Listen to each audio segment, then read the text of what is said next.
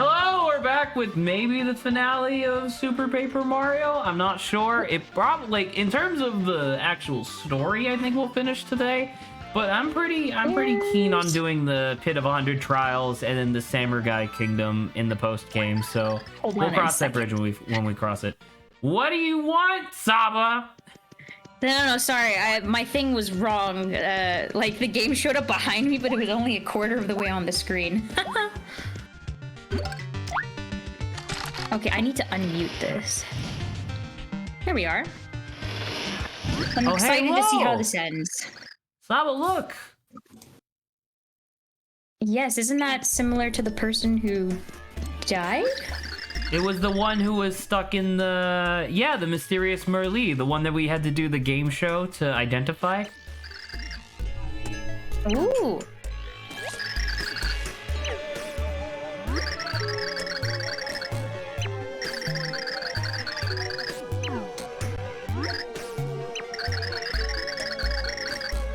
I will now ask you questions. I will now ask you questions 3. Time to start the show. Which one of these beasts is hardest for you to make deceased? An Ultra Shroom. Ultra Shroom? Is she just doing this so she can present it to us? Which one of these is the fearsome? Thunder Rage? Oh my god, why are you truthfully Which one of these do woman? you despise? Like, please? Princess? A cookie mistake? This woman just shows up here and you're answering her questions, Zach? Don't you have a sense of, like, I don't know, danger? I hate talking to women, so you're right. Like, what am I then to you? Creature. Of course. Ta-da! An Ultra Shroom! I love this section. It's so good. What's in the next room? But a Thunder Rage! What do you think's in the next room? Could it possibly be something cooking related? A lot of cooking mistakes! Actually, so many that it's annoying to get through this room. I get this. It's gonna land right on you again. She's gonna show up. She's like, oh, did that scare you? You'd be like, yeah, I was terrified. Oh, she's angry.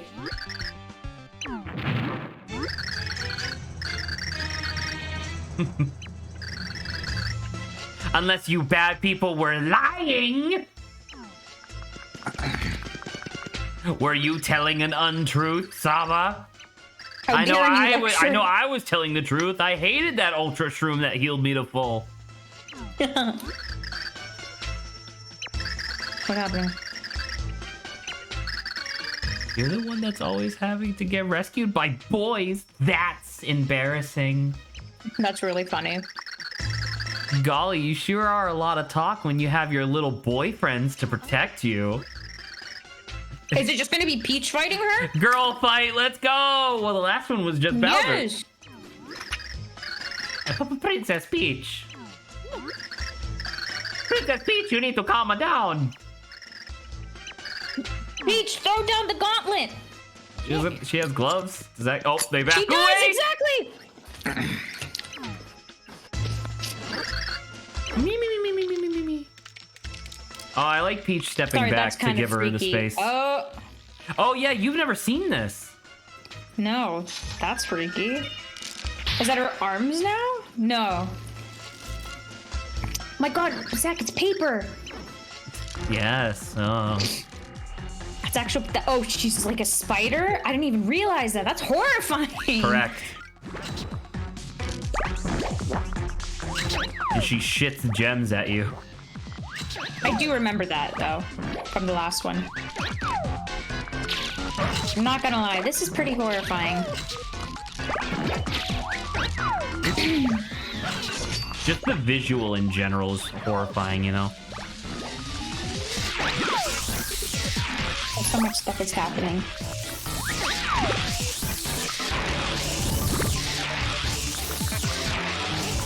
Going crazy. So since we're at like close to the end of the game, how much time do you think is left? Even with like the extra stuff. Do you think it'll last the thing? Definitely finish next week. I know that for a fact, but how much further than that, I can't really say. I don't know. Okay. Oh, I broke a leg. Oh, that's gotta hurt, right?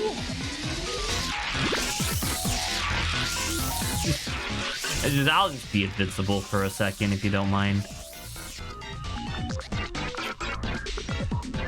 Got a parasol.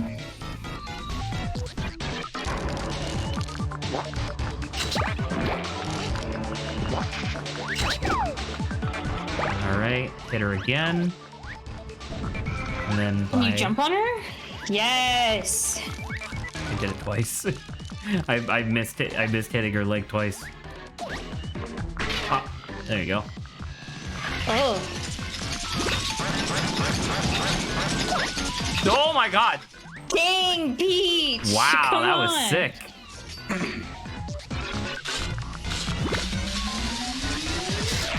Oh my god. I tried to help you, Mimi! But that was absolutely useless. It's actually quite hard to see the legs, especially since the legs are like gray in a black and white environment. Luckily you don't really need, like, if the legs had a hitbox, this would be a lot more frustrating. Yeah, but it's like it is creepy. I'm like, why not, like, I don't know, have it more visible so I can see the creep. I guess that's true. She only has 2 legs. Thank you for informing me, because I can't tell. Genuinely. Shit. Can you just grab it off of her? That'd be kinda I funny. tried earlier, it didn't work. I like it. Dystopia Utopia showed up, said hi, in all caps said, "Are you writing?" Okay, see you later. And then they were like, "Oh, sorry, I didn't mean to caps." And I was like, "That's pretty funny." Who said that? Because I put writing as one of my tags. Because like technically, yeah. I mean, writing. I guess you're a writer, but that's not really what the tag is for. I'm like, if you want to discuss writing too, I figure like that's probably fine. Sure. I enjoy talking about writing too. But I was like, I'm probably not going to be writing on stream. That's not...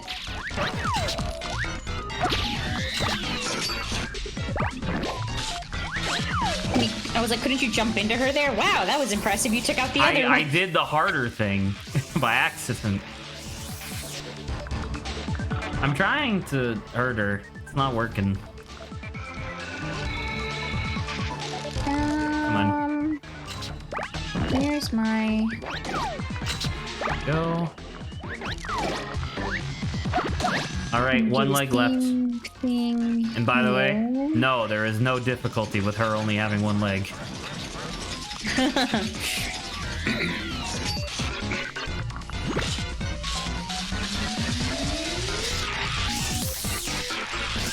Let's see. I'm gonna just turn off announcements for my notifications. Because I don't need to be constantly announced whenever you and I go on. I'll be like, thank you. Yes, I know. Oh, that was... Oh, hey, I won. I got beat by a princess. Wah! You... Did I spank Mimi a little too hard?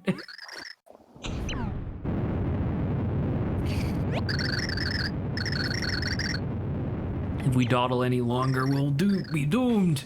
Are they just gonna leave her? They left dough chunks, though.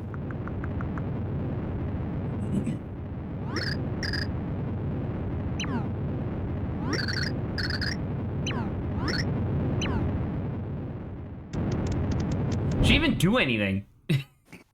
Like, at least Bowser stayed behind because he was holding up the ceiling. Princess Peach just stood there while something happened. They probably got caved in or something, or maybe she blocked her with her parasol. Though I think it just got caved in. It won't open. Oh, Luigi's gonna... Oh, it fell out. Oh! Silly princess, what are you doing? By the leg!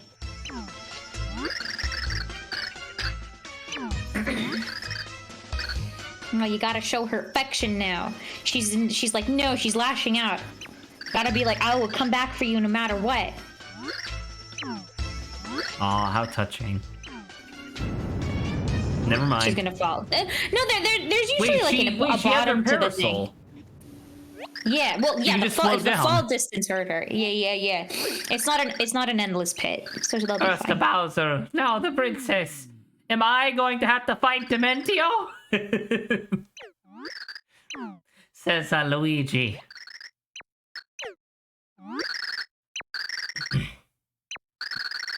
That is a Princess Peach thing to say. Let's go, Mario. Let's go. Let's go. End of a chapter. I feel like the winter time is coming too quickly, Zach. I'm like December. I'm not ready for Thanksgiving, let alone like Christmas time. Even though they're shoving Christmas down my throat. Oh no. I'm just like, give me some more time. I would like a little, because like it turned cold really quickly, so the trees haven't had time to catch up, but they're just like turning like yellow and like fully red right now. So I'm like, okay, I still want fall stuff, but everyone's like, Christmas, you take the Christmas stuff. So I'm like, okay, I don't know what I'm supposed to be feeling now. Because I don't really see much like autumn decorations going up until October. And then Halloween happens, and immediately, like, most of America is like, all right, Christmas. See, like, well, Thanksgiving still feels... It feels like the transition between, like, the autumn stuff into Christmas stuff. But that's, like, not before. It's, like, when Thanksgiving happens. Thanksgiving happens still feels like fall decor. But it's, like, you're now going to start right after Thanksgiving to then put up your Christmas stuff. Is a good way of putting it. Yeah, or autumn decor, but yeah.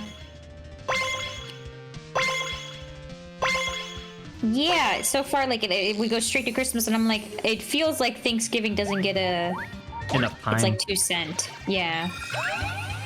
I mean, that being said, I'm not like I personally am not very bent out of shape about losing Thanksgiving, because like. I don't really think of Thanksgiving as a holiday anymore. I think of it as just like an excuse for the family to get together. You know what I mean? No, yeah. I mean, I guess in the official capacity, if it's called like, you know, somewhat of like a holiday, or it's like even like November as like a month doesn't feel like, yes, I want Christmas decorations. Like November still feels like autumn. Because isn't it still autumn? Like, I mean, it is still autumn. An autumn season. Yeah, exactly. So to have like, like winter decor in autumn feels weird. I can agree with that. Oh, now we're going slow. Oh, into the room. Yeah. I don't know. I guess in this context, it's the pigs from the Woe Zone, but now they're here. I think I'm kind of part of the problem, I guess, but like I am personally of the opinion where I like when I eventually get like my own house and I'm allowed to decorate it how I see fit. I totally am planning on putting Christmas decorations up in November and then keeping them throughout January. I don't mind keeping them throughout January. I think maybe the latter half of November. Do you think you can mix autumn and Christmas-ish decorations? Do you think you can do that?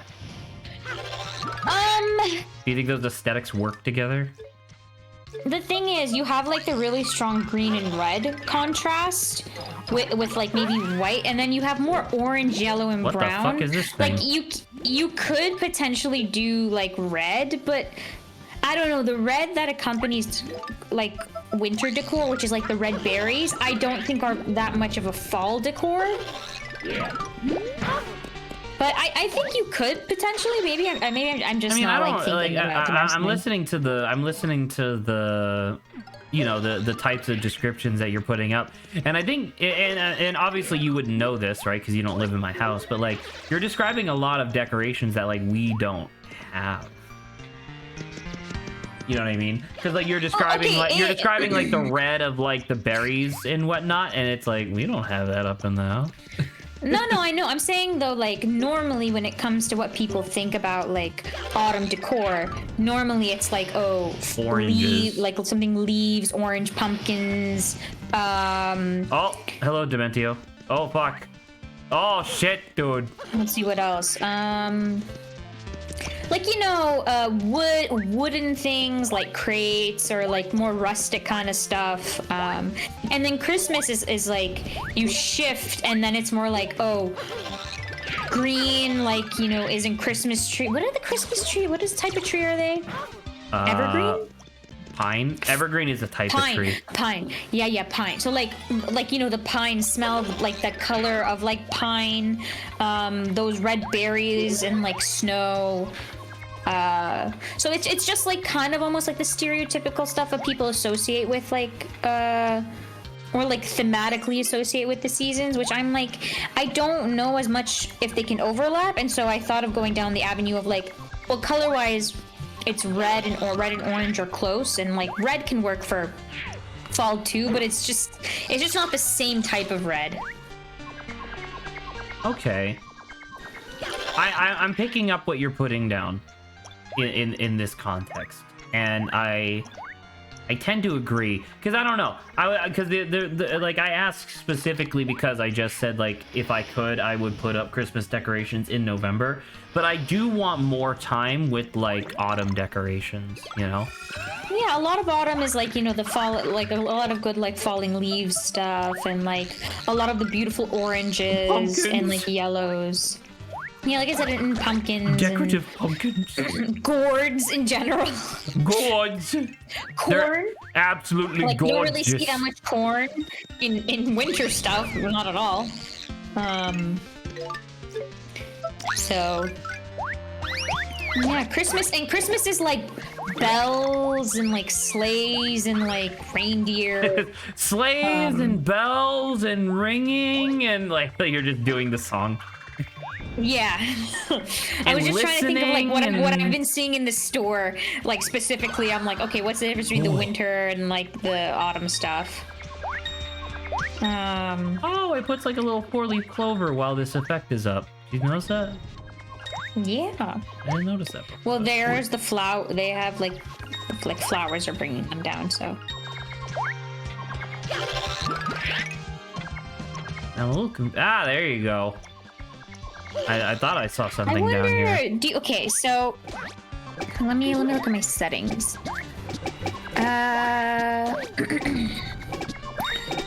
My output. Video. I was gonna be asking a technical question. No, kind of, yeah. But it's like, how I'll be it's able delayed. to answer, but not happily. You know how like stream is like delayed, right? Yes. What's like? Do you know like what the best like timing is for that? Like, I don't really know how much it impacts. Like, if you have more latency versus less latency for like streaming. Latency? What do you mean?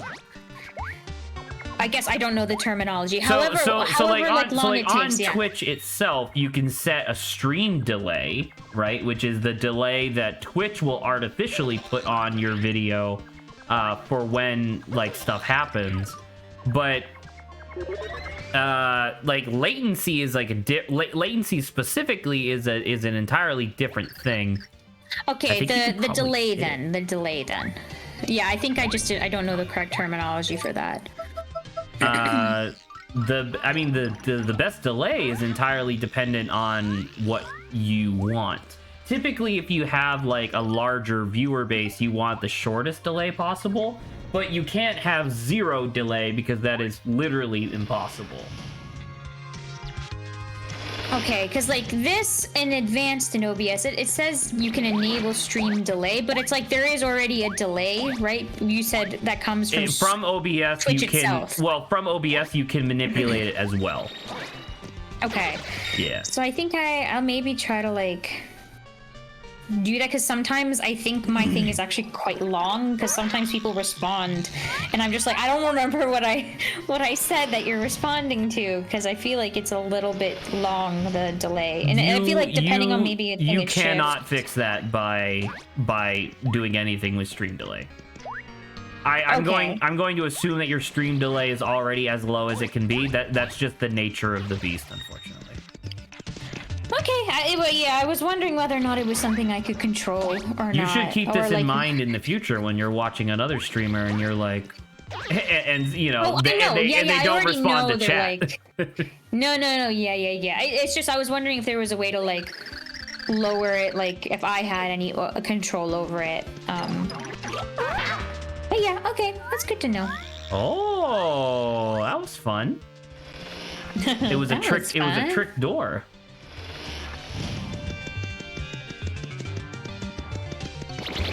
Oh my god, now it's one of each. That's so fun. You know what these guys remind me of? Goobers? No. Oh, what do they remind you of? They remind me of the Rhythm Heaven Fever samurai guy. Those, like, demons. Sure. Okay, yeah. No, I obviously remember what you're talking about, and I guess I can see that. Damn it didn't work. Man, I missed that song. But for the, what was it, the remix? The remix where it has the lyrics in it? Yes. That is what I found you way back then.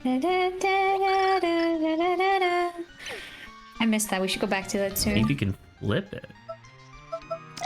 Oh, someone.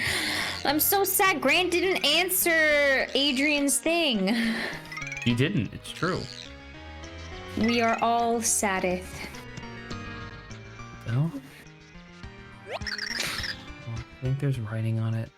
See if you can flip it. I just tried. Oh. Probably me. Yeah. 1, 2, 3. Got it. Got it. Don't need no leap.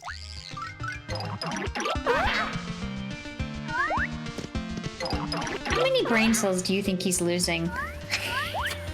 What a question. Literally millions. Are you telling me Luigi has more than normal brain cells? Like the amount? No, you have like billions in your brain. No, I'm saying Luigi specifically. So that when, even after all of this has happened to him, he's still relatively like normal? No, he was just always dumb. Oh, okay. Yeah, you know. You know how it be.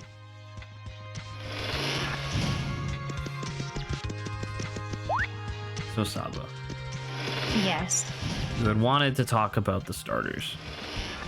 Yes. Thank you. So... No. All I can say is that once again, right, we're on the thing of, it's literally just a theme of a person. It's just a person, but with like some animal variants to it. I don't know, because it was one of those things where it's like, man, these all three of them are, well, I guess the final evolution of the fire type isn't really a furry. The thing is, I saw their special attack, and I think what happens is that like a musical microphone shows up, and he like sings into it, and I'm just like, okay, even when you're trying to like, even when you made him look animalistic, he still is just the archetype of like. I mean, I think that's fine. Like, because once again, I don't have a problem with the theming. I just have a problem with when the theming is so thick that it just turns into an animal person. You know? Yeah. So, like, the final evolution of the grass starter is literally just a furry. The final evolution of the water starter is just, like, the most flamboyant design I have seen in such a long time. I will say that for the fire type, the final evolution does walk around on all fours. So it's like... Yeah, that's really nice. So it's like, that one's like, okay. I think it could do a lot better if it was actually posed. Like, you know how older, like, Pokemon were, like, posed in a way? I think it was for Cyndaquil's. You are Final form? describing one of the longest running complaints on like why some people didn't like that they went to 3D. Because you're well, the right. thing is, you could still pose with 3D, right? But it's just, I guess you don't. No, in 3D you have to do an idle animation. No, I meant for like maybe even like the Pokedex entry. Oh, did you see this? Oh, look at this. Oh, very nice. Or I guess I'm even like I don't know, but yeah, it just like he looks kind of boring from I guess just like seeing him on all four, which I'm like So Sprigatito turned into a jester? No, it's Zoro. It's still Zoro. Jester? Okay. Are you dumb? What do you think is a jester? I don't know. I was just like, I'm having like a tough time like putting it immediately together. It literally just has the mask of Zoro on. I think it's because of like the points. Like it's really big. I think that's what threw me off. Okay, I mean, I guess so. And then I think you already told me the water type is based on a samba dancer. Yeah, which is kind of cool, but I think everyone was kind of wanting like I thought it was gonna be a sailor. Tough. Yeah, and I don't know, I think I would have liked that better. I'm not gonna lie. Like this is still interesting, and when I saw like the special move it has, I think it's like pretty dope because it's almost like a peacock-ish. Right. I mean, it is a peacock. Yeah. Which is weird that it turns from a waterfowl into a peacock. Although I will say that Paldea is quite interesting in that it has, because there's been like a long running fucking Jesus Christ, this room. There's been a long running thing in Pokemon being like, yo, why hasn't Game Freak done X, Y, or Z animal as a Pokemon yet? And two of the more famous ones were the dolphin and the peacock. Oh, and they did the dolphin. I think I saw that. And they did both, actually, because the final evolution of the water is a peacock. Yeah, though it's kind of tall. It's like ostrich peacock. Yeah. I think the other thing was for, I think it's Skeledirge. Like we already had Totodile, right? As big crocodile. Yeah, but he was like big, right? So even if he was on like two like legs, right? He was big, right? So then to have this guy being like, hello, like just on the floor being like the awkward ditzy cousin. I do like it, but I'm like, maybe increase the size. I think I just want him to be bigger. I will once again reiterate the idea that one of the primary, like Feraligatr was explicitly designed to look like Godzilla. So, like, while it's literally Feraligatr, where it's supposed to be like a gator or whatever, you know, there's other stuff going on. This is more gatorish on the floor. I just want him to be bigger. I feel like he looks tiny. What the fuck? Oh my god, what a nightmare. Thunder Rage. Cool, great. Are all illusions, Zach. But there may be a real one mixed among them. Oh, you have to jump because they're blocking my collision. Blocking my collision. I think Sprigatito is just, I want more color. I feel like it's just so, I described it to Grant when I had first seen the leak, and I thought the leak was very strange because when I look at Sprigatito's design and a lot of the designs in Paldea, genuinely, for whatever reason, they feel like there was an original design at some point, and then someone was told, hey, you need to simplify this into like chibi art. Because you know how like chibi art loses a lot of the detail, and so that way it can be like cute and small or whatever. It feels like they did that, and then someone else later was like, okay, I like that design, but make it full size again. So like they simplified it so that way it had less like interesting detail, and now it's just like long. You know? Like I'm wondering, because it's like I'm trying to like separate myself from like the dislike of it being bipedal, Right. and trying to figure out like what about the design that I'm like I think it's just a bit bland looking. I don't even know how I would describe it. Like there's something about Zoro, right? Yeah, it's like it's that, but I'm like I think that may be a part of it where it's just like, oh, it's just Zoro versus like, oh, this is like a Three Musketeers type cat that's like or like a cat that has like a big sense of justice and what it uses like weapons to try to like get there, you know? But I don't know. I think I like for isn't like there a oh hey Skeletor? Doesn't he have a firebird on its face? So the flame coming from the tip of its nose will take the shape of a bird. Yeah, that I think is kind of fun. It's a fun design, and it's supposed to be based on there's like a crocodile that's native to the those birds clean its teeth.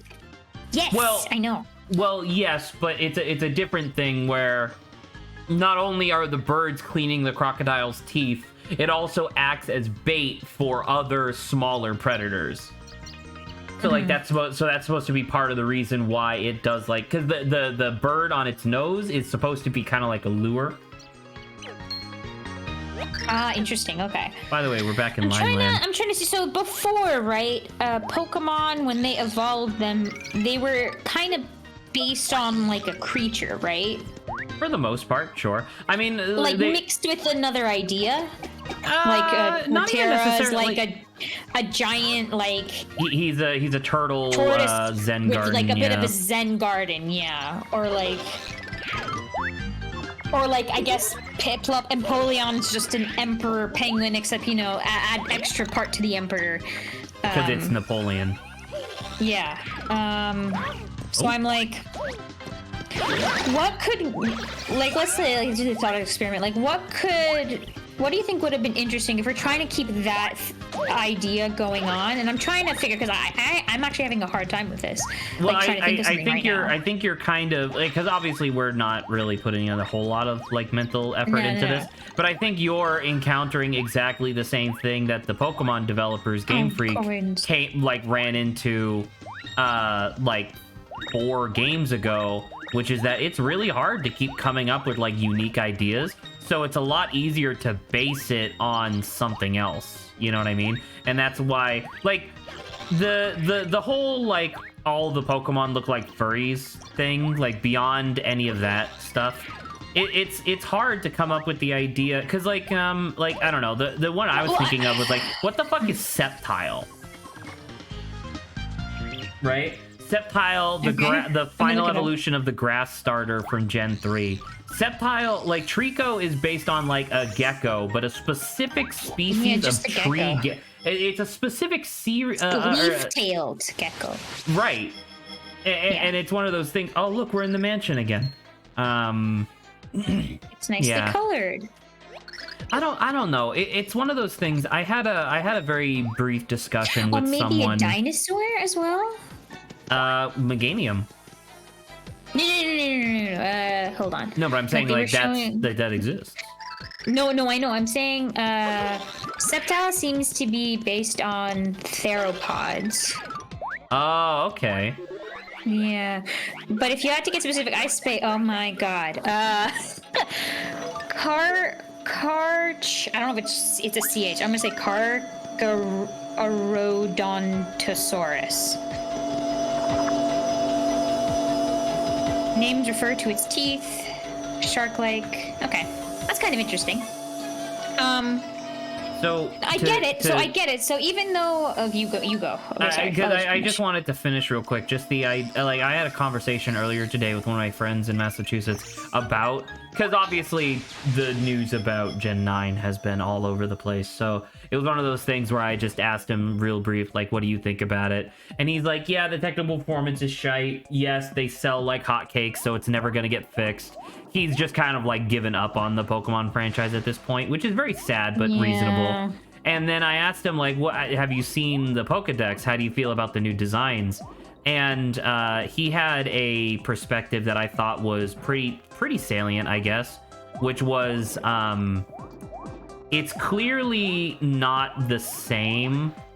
Like the developers of any game franchise will obviously change over time by default. That's just how things are going to work, period. And it's not necessarily that the new designs are like worse. It's more that they are different and are designed to appeal to a different like group of people than me. You know what I mean? Because it's like, yeah, I've never been a fan of like Gen 2 Pokemon. I don't find their designs to be that engaging. And Gen 2 Pokemon look so different than Gen 1 on purpose. You know what I mean? Yeah. And that's one of the, and that was like the example that he brought up, because he knows that I don't like Gen 2's designs, and he's like, you know, does that mean that Gen 2's designs are bad, or does that just mean that you don't like them? And it's like, yeah, that's a good point. So, I don't know.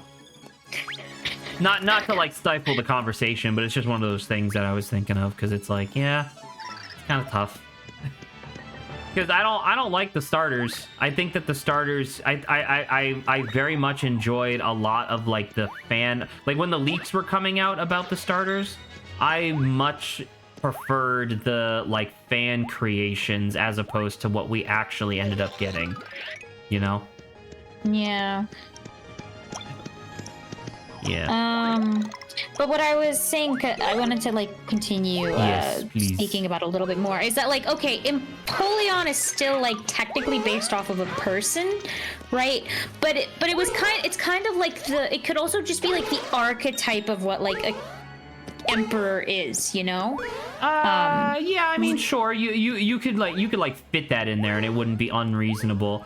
But I mean, like it's kind of a weird scenario, right? Because it's like one of the ones that actually got heavily criticized when Gen 4 came out was Infernape, because Infernape is literally just Sun Wukong, the like famous Japanese folklore character. But isn't that still like folklore though? You know, it's still right, kind of but like then, but like, is there like really that much difference between that and? Well, it should also be noted that like Sun Wukong is in fucking everything. Like he's in League of Legends, for Christ's sake. Yeah. You know what I mean? And so it's one of those things where it's like, yeah, it's a fictional, it's like a fictional folklorish character, but I argue that there's more people on Earth who know who Sun Wukong is as opposed to Napoleon. And that might just be because there's so many Chinese people in the world. So I guess in that case, is like I'm trying to be like, okay, so I think you and I could both agree there is a difference to what we're seeing now versus like then, even though like I guess they're both based on the same thing. There's like a tag that you can, oh right, because this world is destroyed. That's so sad. There's a thing that you can do. Well, I mean, Twitter's dying soon, but like there was a tag on Twitter yesterday that I thought was quite interesting. It was a bunch of Fakemon artists doing like redesigns of the starters, and almost every redesign I liked more because they made them look more like creatures and not fursuits, you know? Yeah, okay, so it is, okay, I think I can agree with that as well. Because like that was like, it's such a weird thing that has become like such a predominant aesthetic choice for the starters, for them to just look like people in fursuits. Because I remember that was one of the biggest criticisms of Gen 3 was people complained about Blaziken. Because Blaziken is just a dude in a chicken costume, you know? It is kind of like humanoid-ish, yeah. I mean, but extremely like that probably, yeah. The thing is though, I think maybe it was like because that was the exception. Correct. Like yes. It wasn't the rule. That's why it was fine. Well. I guess that's what I mean was that even back then it wasn't fine. Like people were complaining about it, but it's just like, I don't know. Yeah, exception rather than the rule. So I'm trying to like best. wonder now. It's like if for us to be like I'm I'm trying to think what could, like, if we were the ones who had to, like, create the evolution line, like, based off of, like, the old rules, like, what would have even worked? I mean, so I think every single one of the fursuitmon that we've been complaining about, I think every single one of them has the potential of being redesigned to be more like a creature.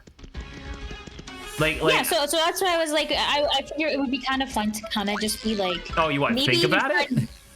Yeah, to like work and even maybe in within their framework, but like, what would be like a better result? Okay. I think it's just a fun thing to kind of like think about in your head about, like, because this is design, right? We're kind of thinking about what would be good design. So Empoleon is fine because it's clearly mostly a penguin. It doesn't feel like a person in a penguin suit. How far back did we want to go? I was like, we could just do the new gen if you want. So in the new gen, I don't know, because in the new gen, I obviously want to just be like, literally just make the final evolution of the grass starter, just make it quadrupedal. Have it keep the entire Zoro theming. You can just have it, because like right now, I think if I remember correctly, it uses its tail as if it was the sword, right? The rapier. Just keep it doing the same thing, you know? I can't even see its tail. I think it's just because I'm looking at it frontward. Yeah. There's that. So you like the Zoro theming of like a masked like a vigilante, masked desperado sort of thing? Yeah, sure. I mean, that I have literally no problem with the theming. It's just the fact that it looks like a person in a cat suit. That's all. Yeah. Bipedal. Not bipedal, sorry. Quadrupedal. By the way, just to make sure we're not totally sandbagging the game, Dementio is revealing to the Mario Brothers that Dementio has been secretly working in the background to help them. Wow. What do you mean, wow? You knew this. I know. I was in the moment of trying to be like, wow. What, like a middle school parent?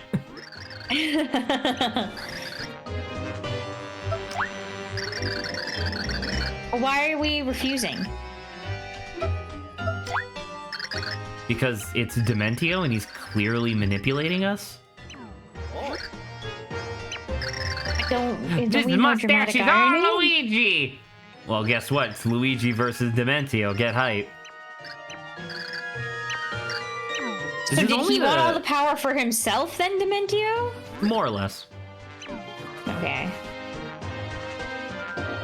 This game, I think I mentioned it before, but this game takes a really interesting perspective on like what prophecy means, because the dark and light prognosticas just tell you it's essentially, both of them are essentially just poems that list out bullet points of things that will happen, right?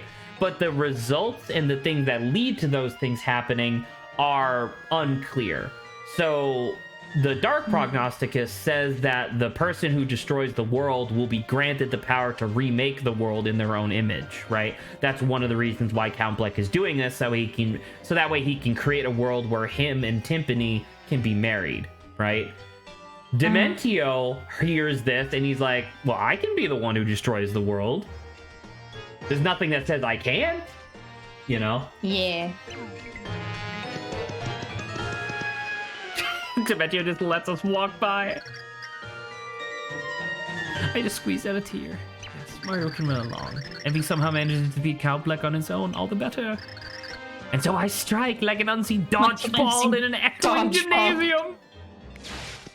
That one's pretty funny. Let's see if I can get this guy. Wow, that was fucking 18 damage. Did you see that?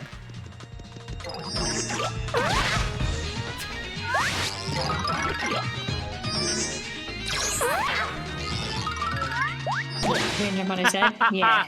Whoa! I didn't realize. I never realized that the what do you call it? The super jump doubles your damage. That's crazy.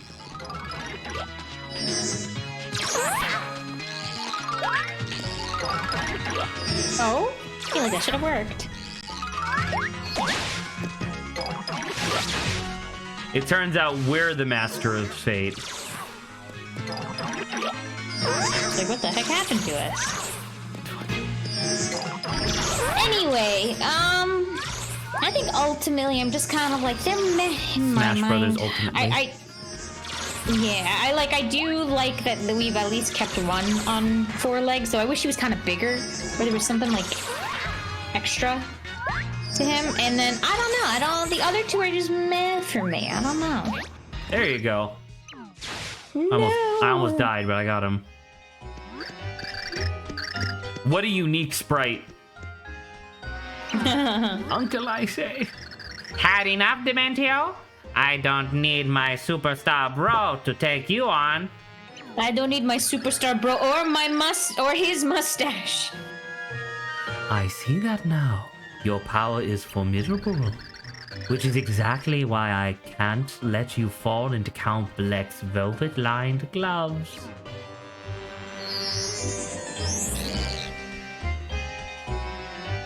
You recognize this. What are you doing? I have you now, Luigi. We will both taste the agony of game overing by magic. No! Ciao. No. Oh my god, they're both going He fucking down kills again. both of them. That's depressing as hell.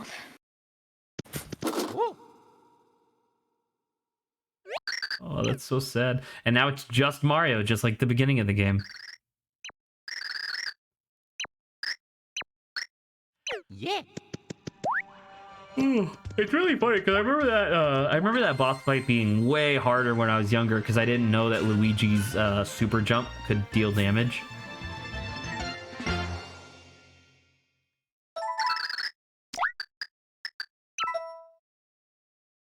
I think one of the problems, just to kind of like wrap up, I don't know, you can keep talking about it if you want, but just like to wrap up my thoughts on it.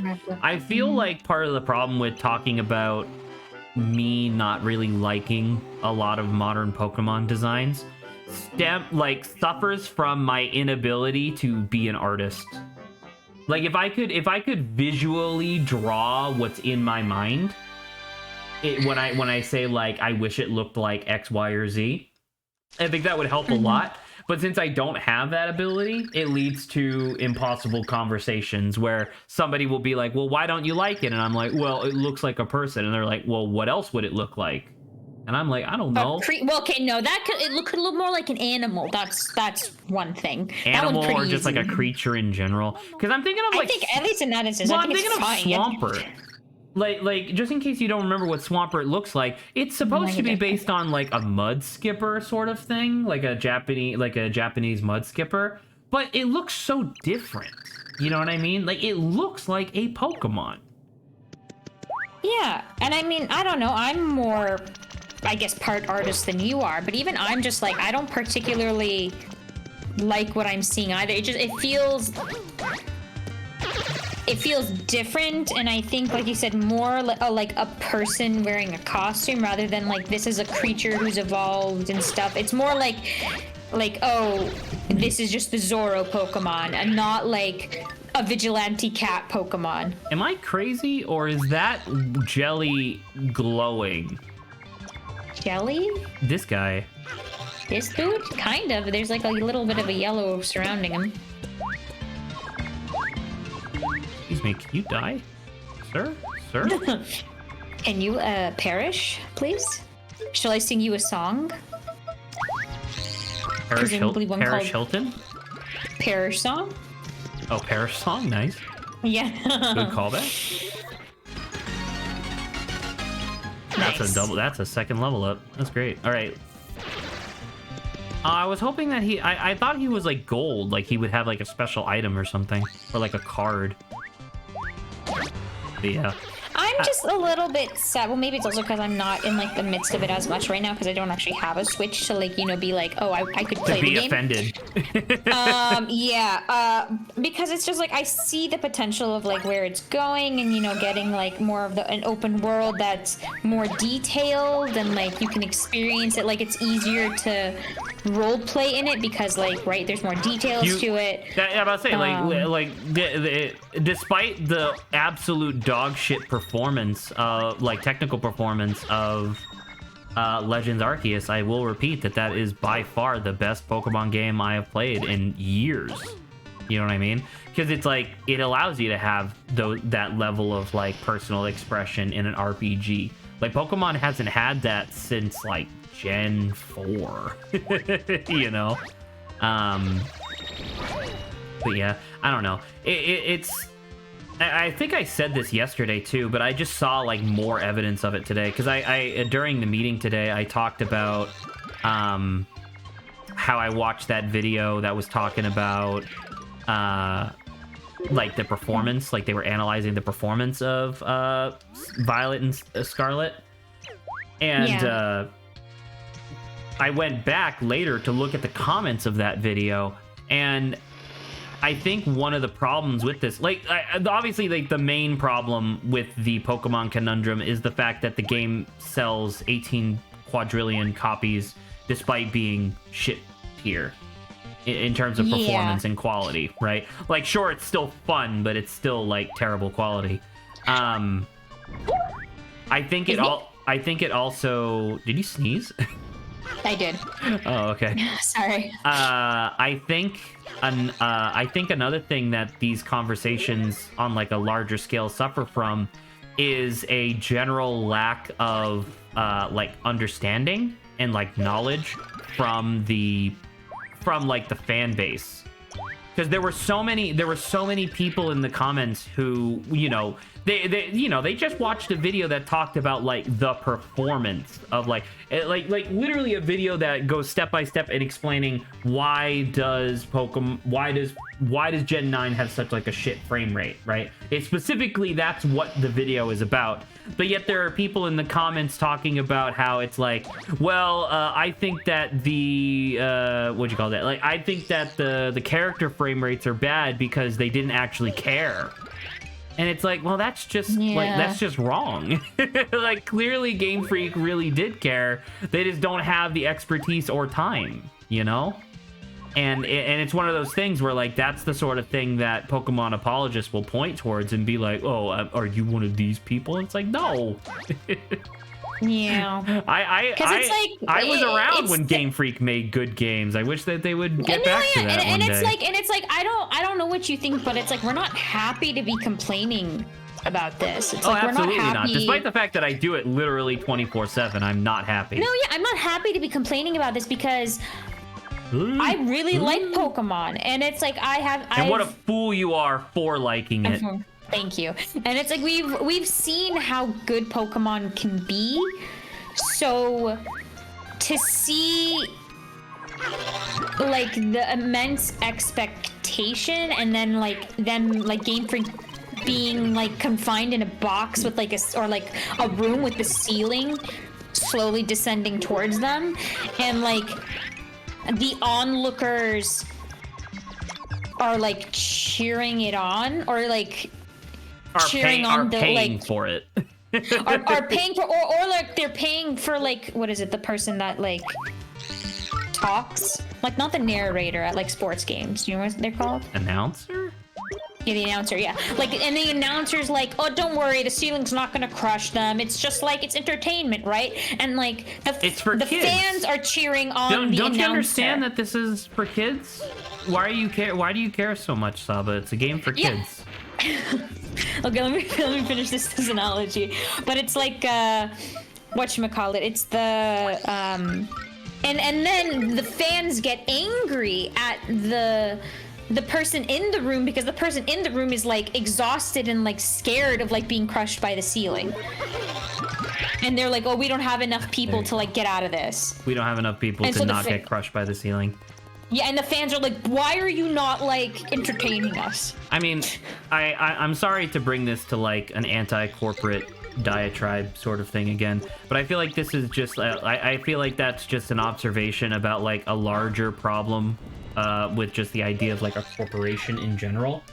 Because it's like, you're right, most people who are uninformed will blame Game Freak for the poor performance, because technically it's literally their fault. If they were just superhuman, we wouldn't have this problem.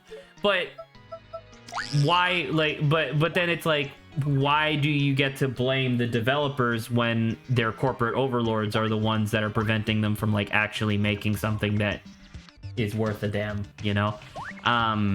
It's sort of the same thing where, God, what was it? I had an argument with, well, not really an argument, just like a brief spat, I guess, with one of the neighbors, because sometimes I had to go and get the mail.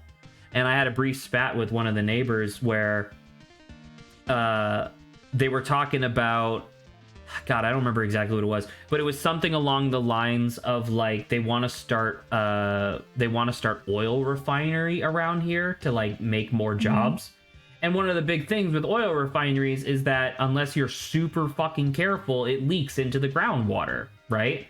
And so it was one of those things where it was just like, I don't really know about that. And the neighbor's response was, well, people need jobs. And I was like, well, I agree, but why are you hiding behind that? Like, that's not what I said. You know, like, it's not necessarily like I don't want people to have jobs. It's that I know that they're not going to care enough to not poison the groundwater. I think it's almost become like a thing where it's like those people feel kind of defeated in a way, where it's just like, they're like, well, what else are we supposed to do? At least we can get jobs out of this, you know? Yeah. Oh, fuck, it's these guys, but I don't have Bowser to kill them anymore. Run away! Shit. That's funny. That's really funny. But yeah, I don't know, like, that's obviously like a really specific scenario that, you know, just so happened to be relevant from like a couple days ago. But it was just the sort of thing where it was just, I don't know, I was thinking about that here, where it's just like, there's so many examples in the modern day of a company doing something really shitty, but then the underlings get the blame because who else are you supposed to... Like a corporation is faceless and nameless, so you can't really... There's Yet nowhere... apparently it still counts as a person. Well, legally, exactly, right? But, yeah, it's a weird scenario, because it's like, it's faceless and nameless, but yet... Like, you can get mad at a corporation, like, you can get mad at Microsoft, but where does that anger go? It goes nowhere. You know? Because it's like, what are you supposed to do? One of these is clearly some sort of tunnel. There it is. Found it. Alright. You motherfuckers. You motherfuckers! Oh, that was ineffective. So yeah, I don't know. I don't mean to be getting like all depressive when it comes to like the Pokemon thing, but like every time we have this conversation, it just makes me so sad. Because it's like, man, I love Pokemon. I can't wait to pirate this one. Where are these pigs? I saw the pigs. Perfect. Perfect. With an evil shroom? What the hell would I want that?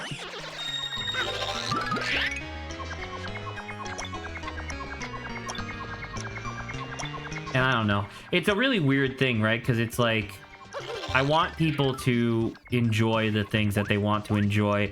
Because I think that's one of the things that I'm realizing, especially in a post-2020 world, where it's like, a human being literally can't be upset at all the things that they're supposed to be upset by, because then there would be nothing left. You know what I mean?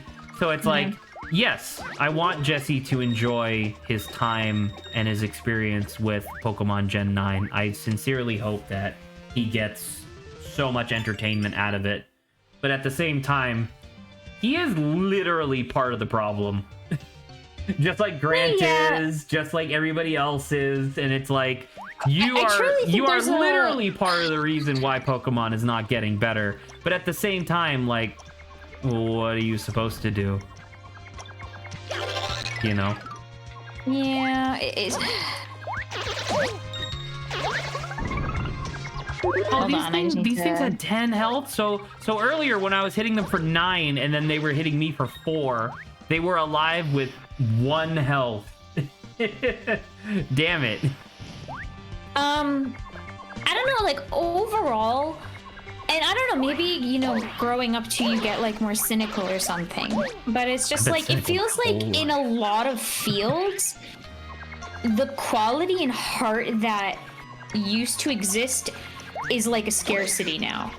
Like, it doesn't really exist anymore. I can kind of talk about this a little bit from like a game's history perspective, since that's one of the, you know, that's something that I do look up in my own time. It's like I can explain this from like the perspective of like Blizzard, right? So when Blizzard first started, it was founded by a bunch of gamers, right? A bunch of developers who were extremely passionate and talented, right? That passion and talent led to success, but because of the nature of like American capitalism, you need to be able to put numbers on paper in order to keep track of your business, right? But the quality of the work that you do and the like integrity that you have as a developer, these are non-denominational. Like, you can't put a number to these things, right? So over time, as a business gets more successful, you need people who, or rather you become inclined to hire and promote and reward the people who make the numbers look good. And under almost all circumstances, the people that make numbers look good don't care about what they're making. They don't care about their integrity. They care about making numbers look good. You know what I mean? So that's why you get things like Activision Blizzard, where Activision buys Blizzard, and then immediately the company started going downhill. Because it's like, oh, who cares about making a quality product? Let's just make something that makes a shit zillion dollars and then throw it away. You know? So when you say, like, I think passion and like talent, and you didn't say that, but like you say that these things are a scarcity, and it's pretty true, right? Because think of how many... Okay, you included talent in that? Yes. So you think talent is scarce? I think talent being allowed to do what it wants to do is scarce, and I was gonna get to that. I was gonna get to that in a second. Okay. There's not a decrease in talented people. There is a decrease in talented people that are allowed to do what they want. Because it's I was about to say, I think there's talented people, but it's just like them being able to flourish just like doesn't exist, the environment. Because if you don't, because like so much of the games industry is saturated with like AAA. How long is The Witcher 3?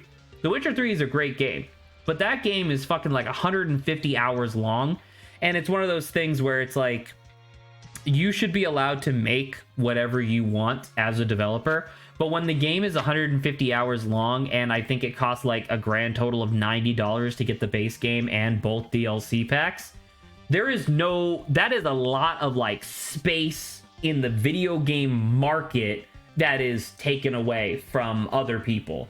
Now, should they not have made The Witcher 3? Absolutely not. The Witcher 3 is an incredible game. A lot of people, it's their favorite game. I'm glad that it exists. But it's the sort of thing where it's just like, I'm thinking about like how many indie games that were clearly made with like passion and rigor and stuff like that actually see enough success for the person or the people to then go on to make more games. There's a lot of them that exist. There's like Shovel Knight, Undertale, Risk of Rain, you know, like there's a lot of them that exist, but there is an ocean that failed. Now, should every video game have succeeded? No. Should a lot more video games have succeeded? Yes.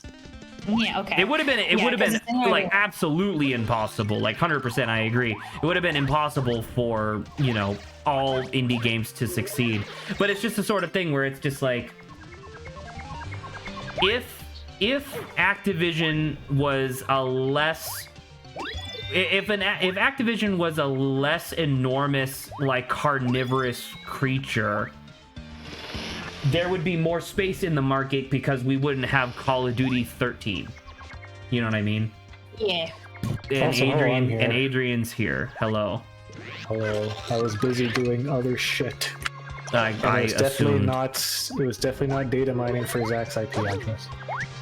That's not how data mining works. Not if you don't know what you're doing. Correct. That's pretty good. I'll give you that one. All right. There's a bunch of these fuzzies. Yeah. There you go. Bunch of fuzzies, and Maybe let's that's do why I it. couldn't find it. Because that's not what data mining is. Yeah. There It's you not go. here. Fuck. Ta-da! All right. I got food, so I'm gonna be muted partially. Okay. So yeah, I don't know. I don't really have much else to say in terms of this current topic of conversation. So Yeah, I mean, we say the same things, right? It's we say the same things a lot. Yeah, but I think it's just our frustration about constantly facing it when we know it could be better, and I think it's just It very like easily it's gotten, could be better, you know. Yeah, and it's like I'm sad because it's like when I talk about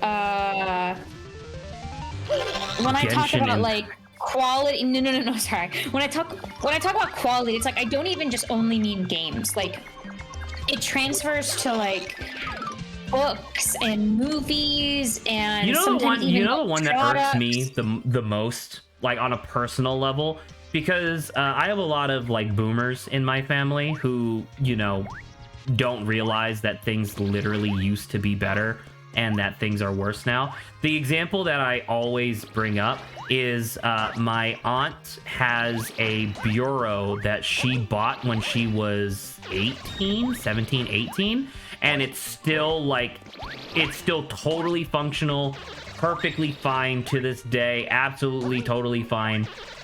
That company who made that bureau went out of business like 30 years ago because it turns out making something cheap that people have to buy multiple times is more profitable. So literally, It is impossible for me to buy a better bureau because it is unprofitable, Now, see, Yeah, and I think that's good old planned obsolescence, which is awful. I supposed fucking to be hate it. illegal. Yep. Yeah, and I think it's just unfortunate because it's like this is where like the greed wins out because it's like some companies, as like can make things of quality and still bring in the dough. Like it still can happen. Like that's one of the ones that I think is No one hilarious. chooses Like to do people it. talk about the Costco hot dog, right? The Costco hot Yeah. dog has not increased in price since like 1987 or something like that, despite the overall like inflation of the currency since then. The Costco hot dog still to this day has over a 50% profit margin. They sell that motherfucker for $1.25 and it still has over a 50% profit margin despite having not changed in price for like 40 years. Literally every company who goes like, oh, we need to increase prices because blah, blah, blah, blah, blah, needs to fucking explode. Because it's like, what the fuck are you talking? You're already making more money than God. You just want to make more money than God. And it's so frustrating. Yeah, and I mean, it's like that's and the- the word is it's the greed Yes, that wins out. Adrian? It's What? I Are you can going to make say more that's money the and stuff. nature of capitalism? Oh, wow. How'd you read my mind? Because I understand. Like I know that that's how things work, and it's so frustrating that is how it works. Like, did you know that the whole scholastic field of like economic studies was created specifically to fight the concept of communism? It was an entire field of studies that was created just to like point out the issues with communism while totally ignoring the issues with capitalism. And it's like, fuck, dude. I'm so pissed. Why am I in this timeline?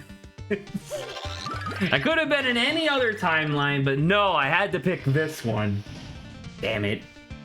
I mean, I've been to the timeline of Fish Hitler, and that just didn't really go that The well. timeline of Fish Hitler. All right. Get hype, by the way, Sabo. Is it the chaos? Does this room look familiar? Their meeting room. It is. Yes.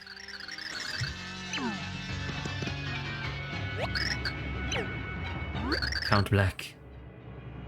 You are far too late to stop the dark prognosticus. And me, Count Black.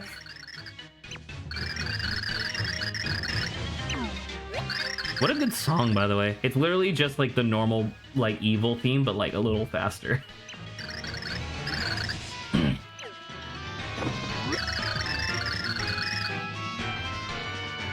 They are all meaningless.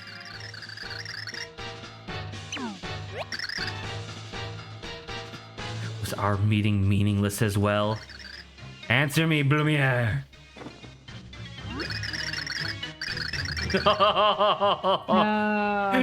He knew. He knew.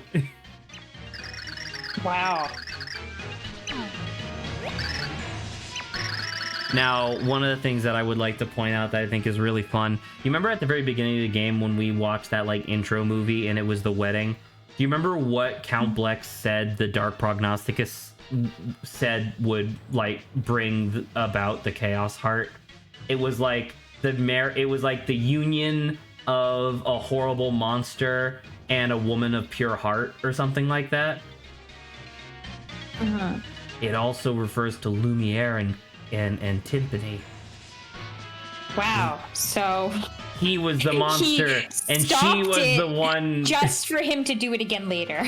Well, because the idea was that because of the Dark Prognosticus, his love was literally forbidden. Like if he and Timpani got married or fell in love or whatever, who knows? Because union is such like a general term. It would have been like it would have led to the end of the world, meaning that they wouldn't be together.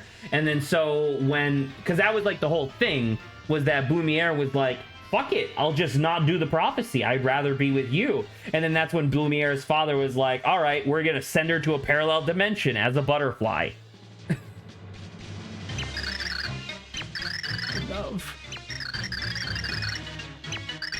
If I had a nickel for every awful dad in Super Mario, I'd have 2 nickels, which is a lot, but weird that happened twice.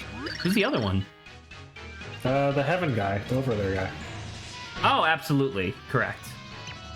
So yeah, if I had a nickel for every bad dad in Super Mario. That's good point. My All God. now ends. Leave me, Nastasia.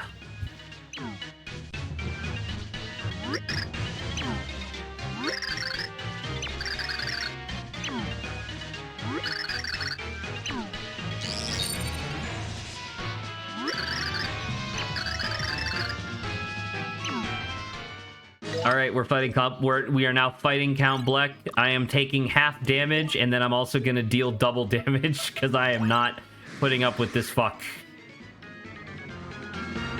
Now, does the timeline really match up? Because Count Bleck's what's his face? Chunks is like whatever, vaguely ambiguous warrior guy. Bleck's entourage also includes Mimi, who just wears different dresses. And also, what's his face? Gestorio. Dementio, who's a jester. Does the timeline match up people who wore top hats monocles with people who were dressed up as jesters and just floating around? I guess not, but Count Bleck is from a different universe. I guess. Being shielded by the Chaos Heart. What could I do? There's nothing to do, Saba. He's invincible. Talk to him? I don't know. I could point. You know what? I could point. What's her face at him? Also, both of those upgrades that I used were immediately cleansed upon that cutscene.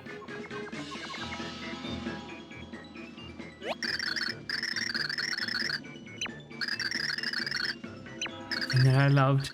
Max HP is 150.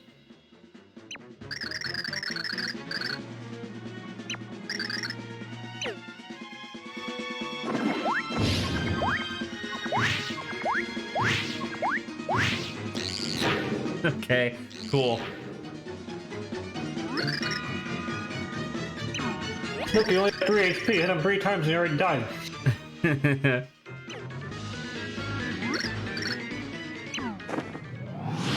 Uh-oh.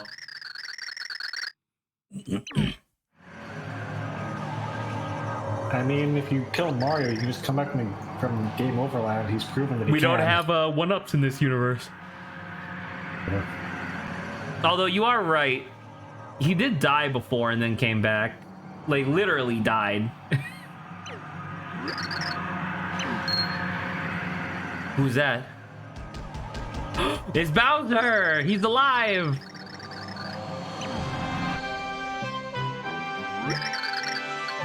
We did it! Yay! And they're all alive!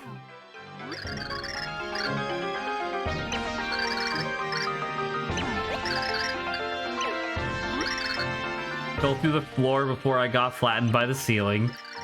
I fell through too and landed right on top of Bowser. It was a surprisingly soft landing. I don't even know what happened, bro. But the princess found me out cold.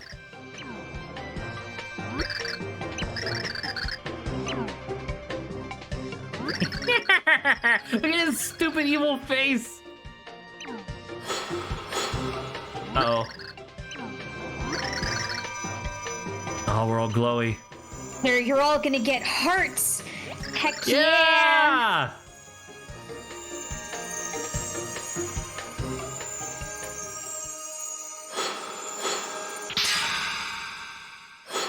Uh-oh, Count Black. You're fucked now. You turn to smile upside down aisle. Just like Merlee said. Your precious worlds aren't safe until my last breath. Now the true battle begins with Count Black. I probably shouldn't have used that item earlier. Because now I have Bowser. Could you imagine Bowser who dealt 40 damage per hit? That'll make it a little bit difficult for you. Where is he?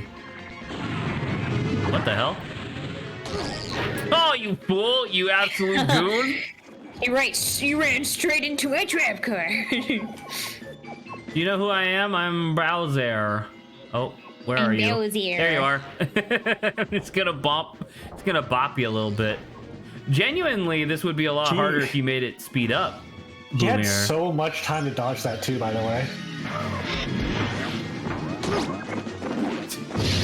Oh, he sucked me up instantly. Hello? Hello? You were just like descending really slowly. You see, I'm a god gamer, so oh fuck. I mean, to be fair, you've probably been like sucked into something that's like a black hole like 30 times, and you've survived. So we're okay. There's no problems here, dude.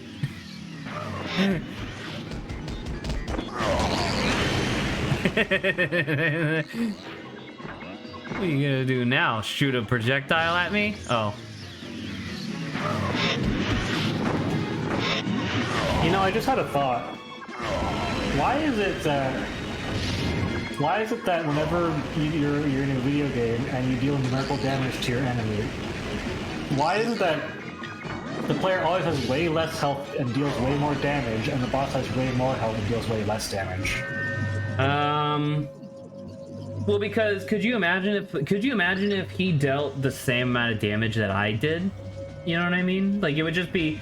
Yeah, I guess your question is, why aren't they equal? Like, why aren't they roughly equivalent? Well, not even that. Why isn't it the other way around sometimes? More health, less damage. Well, because more health but less damage can be frustrating, right? Because it feels like it might take a long time. Actually, you know what? I'm gonna chalk it up to the concept of high health, high damage. Like, me having high damage and him having high health feels better because I get to hit him with a lot of big numbers. That's gonna be my assumption. Oh no, the Chaos Heart. I see. I see. Sabo, we defeated him. He just disappeared into the heart? He got absorbed. That's Isn't this exciting? Look, he's absolutely fucked. And then ironically, Mario died of a heart attack eating too much pasta oil. Pasta oil?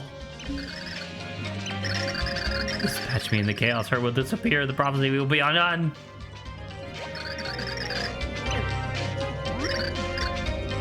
When you vanished, I searched long for you. I never gave up looking. I searched and searched. I never found you. Without you, the world held no meaning or joy.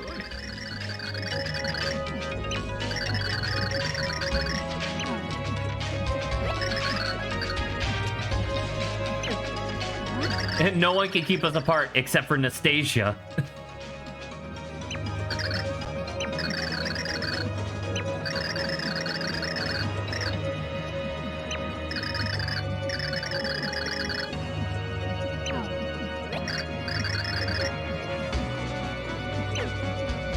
But you're like a cube fly. Count Black, look out! Oh!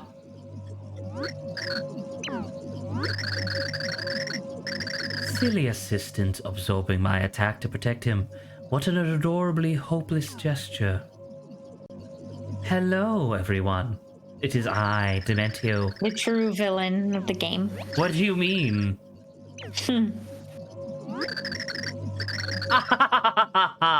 Of course, this is my moment. Even if the Count dies, the Chaos Heart won't disappear if I continue to control it. But I needed the power of the Pure Heart to beat him. I couldn't do that on my own. So I had you do all of the sweaty labor for me. Like a true villain!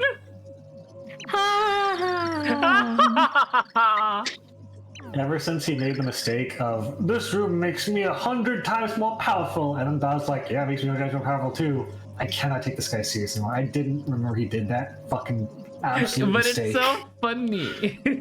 I can't take it seriously. He's like, wow, what a fucking dribbling moron. Like, how did you not take that into account? They're all yours, Mr. L.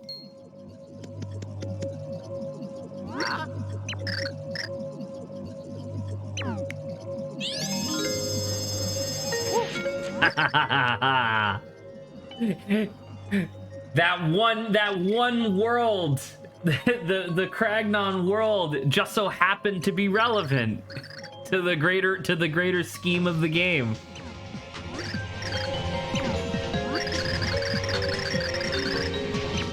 In the fertile soil of his unconscious.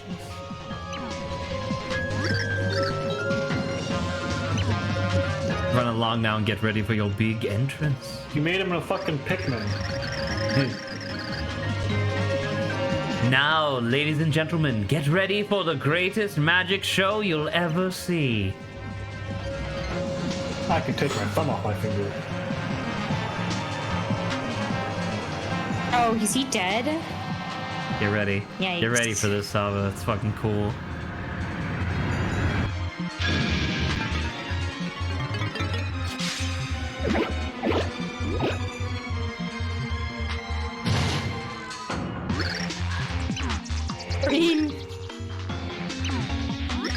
Look at all the blocks in the background.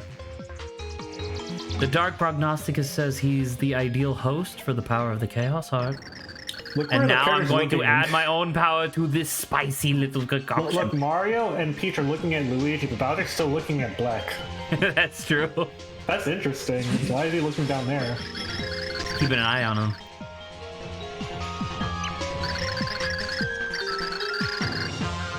Just wait over in that dimension, okay? Great, thanks. Do you think even after all this time, Bowser still doesn't know Luigi's name? Sorry? Do you think after all this time, Bowser still doesn't know Luigi's name?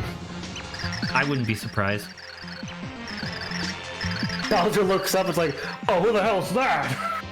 What the hell is Green Mario doing here? I've never seen anything like that before, except for Mario. You know, this is reminding me of a little bit. What? Like Wreck-It Ralph, when like What the King fuck? Candy goes kind of like into that, turns into that like monster. I guess so, sure. Yeah, I can see that. Oh, fuck. I'm taking a lot of damage. I don't remember how to beat this, actually. Believe it or not. Why are you walking on foot, not using parry? Oh, yeah.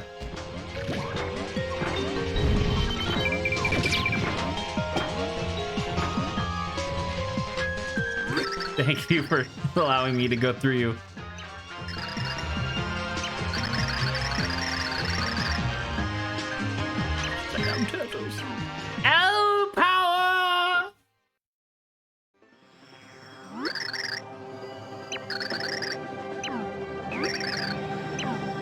unfortunate. Oh shit, dude. You're not the wigging out of reality. Oh, it's old man, watch it.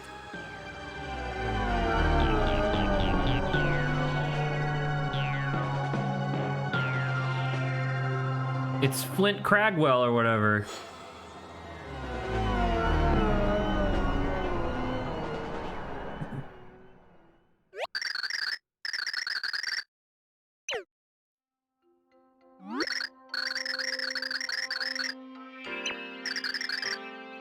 All we can do is give up.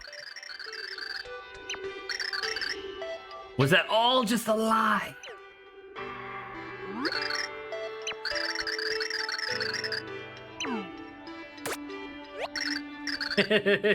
Tiny butterfly hitting you.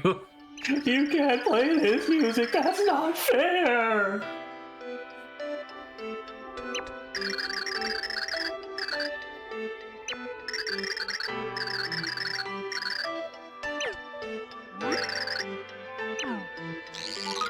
Behold, the minions. They can also just come here, apparently. My minions. Gosh, I could follow your big smile anywhere account.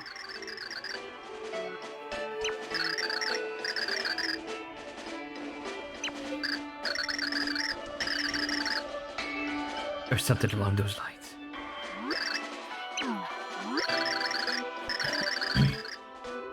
She even sacrificed herself to save you. She's dead right there because of you. Look at her corpse, look at her lifeless body, and think that it's your fault.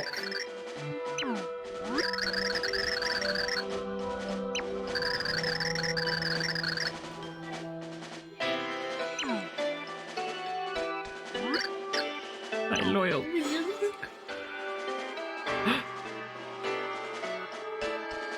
I think if there's one thing we can learn from the experience, that Count Black pulls. Excuse you? Count Black gets more games than anyone else in the Mario series.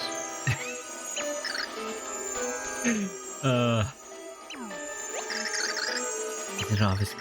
Pure hearts are the very feelings of our souls. As long as we feel love, they live on. How touching. I will take these to Mario.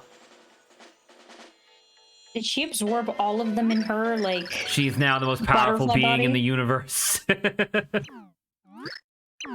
Ciao. Oh? I remember never seeing how Chow was spelled before and thought he was just saying like a magic spell like Xiao. Xiao. Which is fuck because Vietnamese uses the word Chow from French because they borrow it. When I was in Nice. when I was in middle school and I first started using chow as like a phrase, I knew what it meant, but I didn't know how to spell it. So I remember I always wrote it as CHOW. Like the food. Yeah. There was a the kid dog. who was obsessed with Andrew Tate, if you're familiar, I'm not. at the school that I worked at. He's like a super like toxic masculine, like oh beat up women, they'll know their place, that kind of guy. Sounds like a reasonable person. Yes, banned off TikTok and very popular with the kids nowadays, unfortunately. One of his things that like he's like, oh, filet mignon's like the manliest, like top G meal, or whatever. And the kid was trying to describe how he wanted the filet mignon in like his quote unquote ideal day. Filet mignon. Good luck with that. The kid. problem is he spelled FLAY space MINION. So filet minion. Yeah, which, you know, to be fair, if you've never heard of what a French person is before, I think that makes sense. Correct. Yeah, because it's French, right? Who in their Yeah. right mind would look look at fillet and go filet? But yeah, I'm just surprised that given how fucking much this guy talks about his like main like couple of things that are like manly and epic and cool, like oh I gotta have a Bugatti and I gotta have like bitches and women and a I gotta have bitches. Exactly, like I don't know if that's what the kid actually sounds like, but I hope they do. I gotta have bitches. Blow no, my he nose. sounded way less masculine. Oh shit, dude. You know, because he's in middle school. I gotta so. have bitches. He wasn't won. even going to puberty, so there wasn't any voice cracks. Oh shit. Anyway. Saba, we beat the ultimate evil. Luigi dead? How could I have Power lost of with the power of Luigi. Luigi and the Chaos Heart? I can only wonder what killed you. You know a factoid that I learned the other day that was really upsetting? Do you want to know what Nintendo's least profitable year in the past, like 30 years was? It was the year of Luigi, baby! It was the year of Luigi. They had a whole sting about how this year is Luigi's big year, and then they lost so much money. And no one bought anything.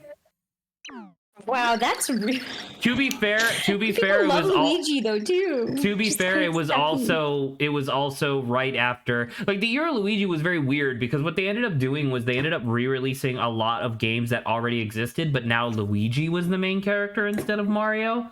So it was like, we're gonna re-release a bunch of old games, make you pay $60 for each of them, and then So it was their fault because this was a stupid marketing gimmick.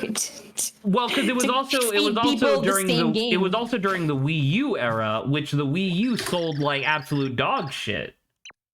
You know, if they had released like the next Luigi's Mansion, I'm sure like Luigi's like Mansion 3 during the game, year of Luigi, absolutely. Yeah, that would have skyrocketed. Actually, now that I think about it, did I don't know if you could look this up for me real quick, Adrian.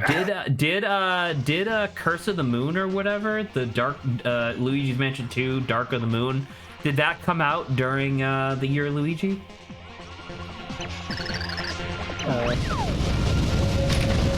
Oh, he's alive, thank God.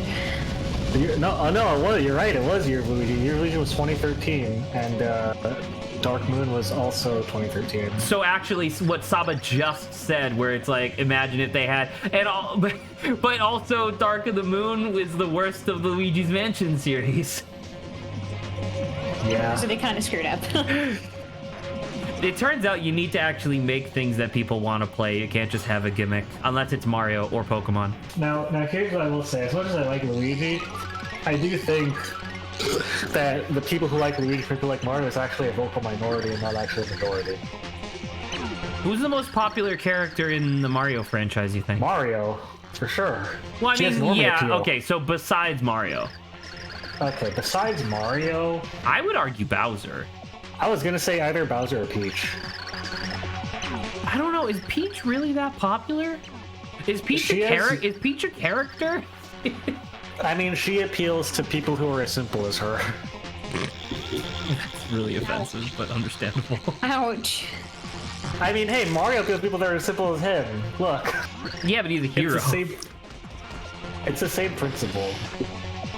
You have a Oh my god, milquetoast fucking character who's- Count Bleck's walking sprite is just him going, huh, huh, huh, huh. Yeah, just him bobbing his neck forward. Look, it's the marriage place. Remember the marriage place? Yeah. The Oh, Super thank Mario you, I 64 forgot. place. I like with M where it's just putting Super Blank 64. Like what? It was like heavenly sounding. Like Super Marriage 64. Super Marriage 64. Or, Super Marinara 64. yeah. Super Movie 64. Super Mariachi 64. Super Mega Man 64. Do you still love me? Yes, Lumiere, of course I do. And it's a remix of the wedding theme. We're gonna use the second. It's gonna be a second marriage, baby.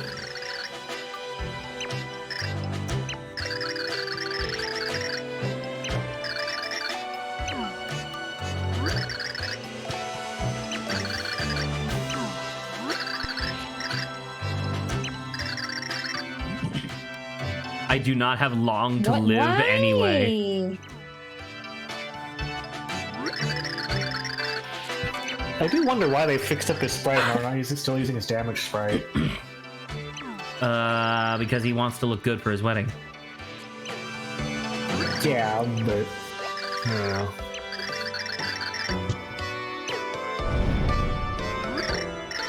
It's happening. Yes, a butterfly in a guy in a top hat. Yes, I wish we true got to love. see what Tiffany looked like What back when Black she Stick was like looked like, humanoid. right? Sorry. Never mind. Oh my god, Age. Ha! I just imagine, "Ka!" and then he flies. Is Count Black technically a double amputee because they have legs? You would have to have legs in order to have them amputated. You think he never had legs? I don't think so. Okay. Do you think That's he's a why Rayman? that's why he walks by shoving his shoulders forward. He has to swim like a jellyfish. Do you think that he's a Rayman where he once had feet but not legs, but those got amputated? No. You don't think he's a Rayman? Look at his hands. I think he's half Rayman on his mother's side. Okay. So what's the father's side? Quadruple amputee? No, evil darkness. Oh. Quadruple amputee, evil darkness?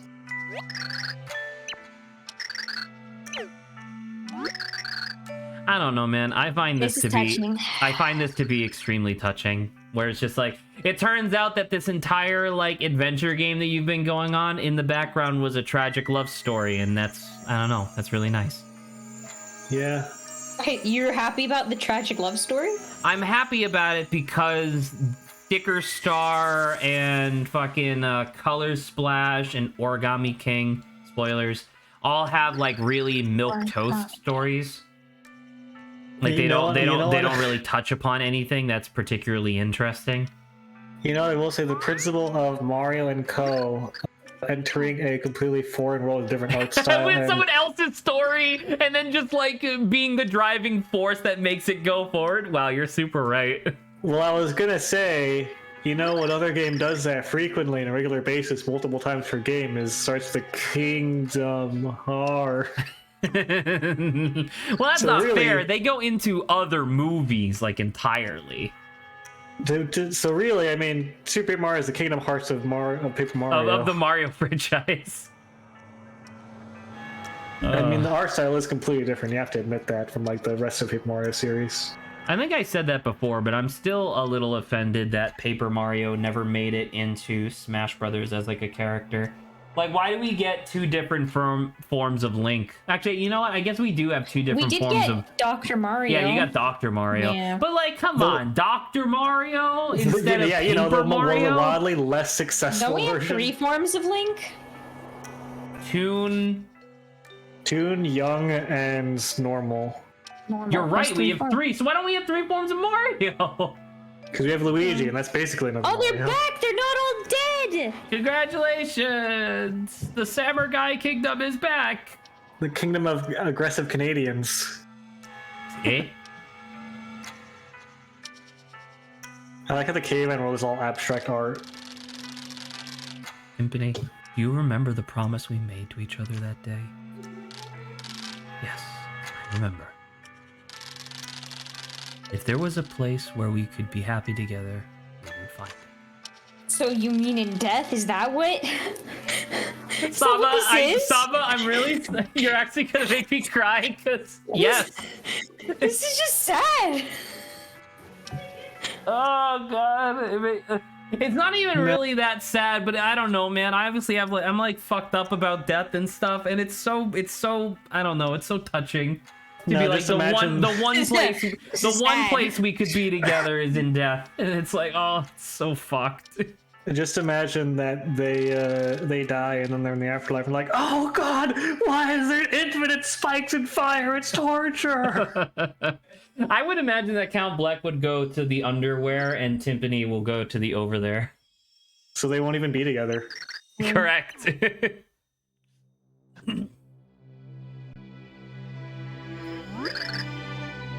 And we're in front of the space door. But why is the evil purple still there? Well, how long Creeping did it bug take to? monkeys. It took forever to open, so it's gonna take a while to close too. Great googly! Hey, hurrah! Great googly moogly. Bury the platypus, I mean Who am Anastasia. Mario, check it Mario, out. check it out. Green Mario's still there. And Now all I see is similar valued background that's flashing and causing my brain to go. Ew. Flashing? It's like it's shifting the colors. Yeah. Is it? Yes. It's shifting a little bit. It's not very like. But like, there's like 3 color values, and they're constantly like switching with each other. They're not constantly. They're like slowly moving a little bit. Regardless, it hurts the Where's eyes. Tippy? It's my brain. I see. So she has gone. This too must have been under the guidance of the pure hearts. Now, it's really funny, Saba, because it's like, I don't know, maybe you're just humoring me, but like, I still find this ending to be very emotionally resonant, and it doesn't even hold a candle to Thousand Year Door. Yeah. Oh, like Thousand Year Door is like, I don't know. Thousand Year Door seems to be like a grand epic. I have not seen this, man. Clearly, it is genuinely incredible. Okay. True. It's really weird because like when this game first came out, people That's sad. Aww. It's fucking dude, it's fucking what's her face? Francisca at the end of Ace Attorney 2, where she just starts crying and I'm like, that's no! also touching. It's like, no. Except Nastasia wasn't an asshole. Nastasia was a villain, but she wasn't an asshole, that's true. Nastasia just tried to mind control me, not fucking whip me to death. Yeah, that was Mimi. That was Mimi, correct. But yeah, like when this game first came out, some of the bigger complaints was that it's really not an RPG. It's a platformer, right? Like pretty explicitly a platformer, especially compared to the 2 previous games. And then people complained that the art style was a lot simpler, and I agree with that. The character designs are a lot more polygonal, we'll say. But I don't know. I still find this. I still think that this is the 3rd best Paper Mario game. Really? Thousand Year Door, Bug Fables, then this. Bug Fables is not a Paper Mario game. Have you seen it? It's a Paper Mario like. And it's very good. It's better than this. And then I would put Origami King behind this. I can't believe you're just dismissing the first one. Power Gap, Sticker Star, Color Splash. So you think the first Paper Mario is worse than Color Splash? Yes. I forgot. Genuinely, I forgot that was the first one. I am hungry. You thought Thousand Year Door was the first one? Well, because, I mean, wasn't it? No. I mean, the first one... Thousand Year Door is very close to the first one. The first Paper Mario game has been completely subsumed in my mind by Thousand Year Door. Because they are very similar, but Thousand Year Door is just better. True. Okay, so ultimately, also, this whole idea of like, just think about it, Bowser. Like, if Bowser can't marry anyone that like is pure of heart. Well, listen. Or else this will happen again. Well, Saba, do you remember? This is a different dimension. Remember at the beginning of the game, we started in the real Mario universe, and then Count Bleck took everybody to this universe. Okay, so in this dimension, he can't. Okay, in this dimension, he can't, better. but he can now because the Dark Prognosticus has already failed. Okay. Let's have those snacks. Personally, I think Luigi should fuck. Agreed.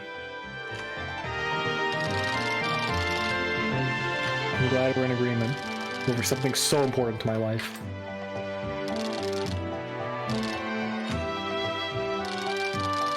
Now, I don't know, because I remember when I played this as a kid, I fucking looked high and low. I was always told by people who had played this game when I was younger that you could find evidence of Count Bleck and Tippy somewhere in the world. You just had to, like, 100% everything in the game. But then I 100%ed everything in the game and didn't find them. And I remember being enormously disappointed. I imagine, like, yeah, that would make you really sad. Well, because literally all I wanted, I just wanted to know that they were okay. You know? Yeah. I didn't need them to come back. I just wanted them to be okay. So we have post-game stuff to do, but that was your first Paper Mario game completion. I know you saw like other stuff before, but this is the first one you've seen like beginning, middle, and end, right? Yeah, if you're talking to me, yes. Yes. I didn't miss like some of it though. You missed chapter 2. Yeah. Most of that was like the story I did like. It's some of this stuff I was like, this one's like a little bit like weird, but I was like, okay. Weird in what way? Like what was weird? I don't know if it was like weird as it like sometimes I felt like even though I think Francis is like really funny, I'm like Francis feels out of left field a little bit to me, and I'm just like, okay, I guess this is just what is happening. I mean, because a like famous defender of incels and nerds. She's always been. She's very famous for it. But the like, I don't know. I guess the thing that I always thought was really cool about this game was that each world feels extremely different from each other.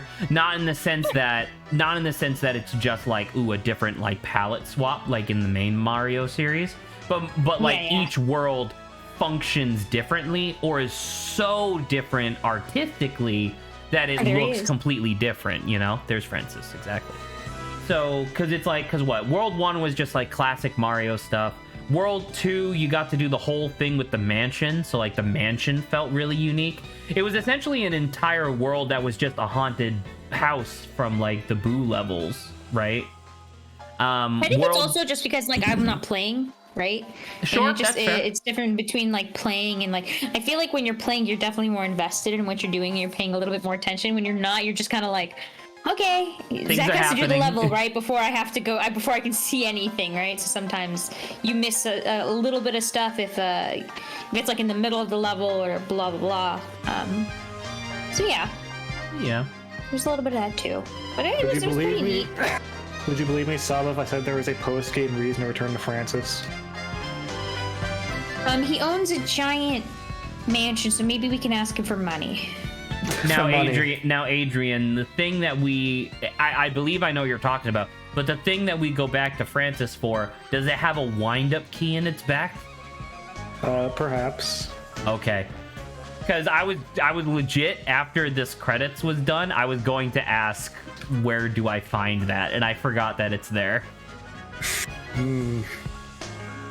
Well, Saba will enjoy that. Because we still have, like, just over an hour left of stream. So we'll be able to get a decent chunk into the post-game content. A decent as well. chunk? A decent chunk.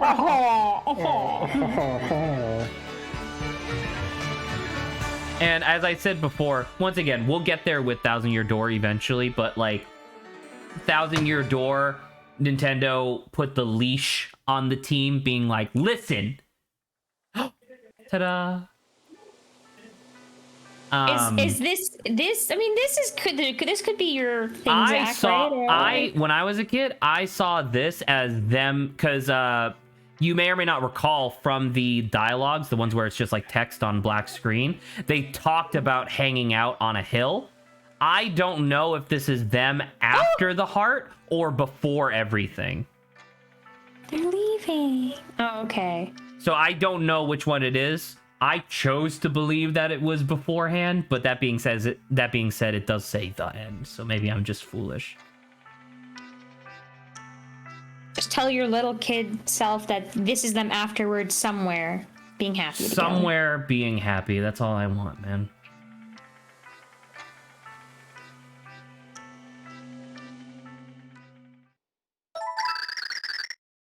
Yes, I would love to save my progress. Thank you. Upo one special, just save your progress here. Alright, let's get in there. Which save file?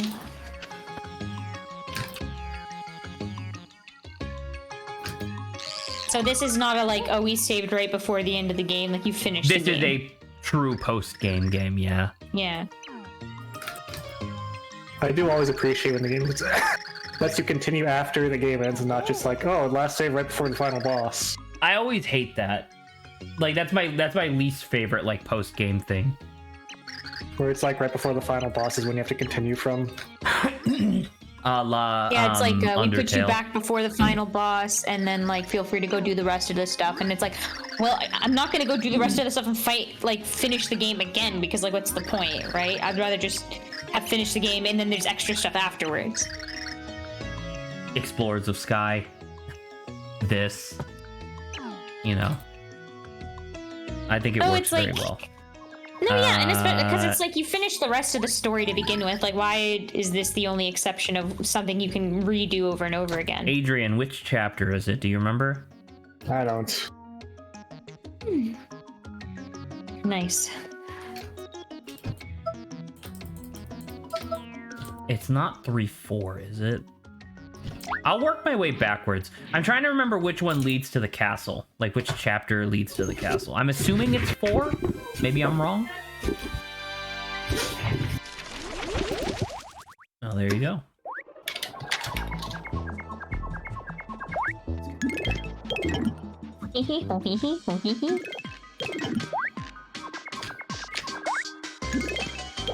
How would you describe this little sound effect of when you jump on the, You mean the boodity boodity boodity boodity boodity boodity Yeah. boodity? Right. Only hot girls are allowed in the room. beach? Forgot it's only Gonna come hot after you. babes. You have to run.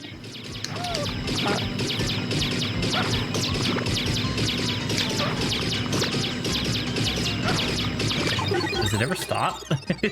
Jesus. The master is feeling unwell?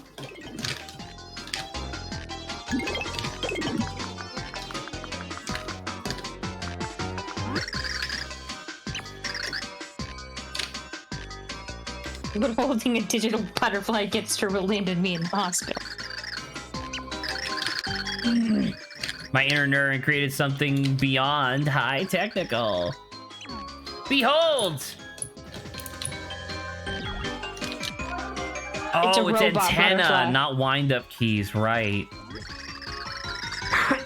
A 1-to-1 scale replica of Tippy with real fluttering action. Tiptron. Hey, that's not my name. I'm Tippy.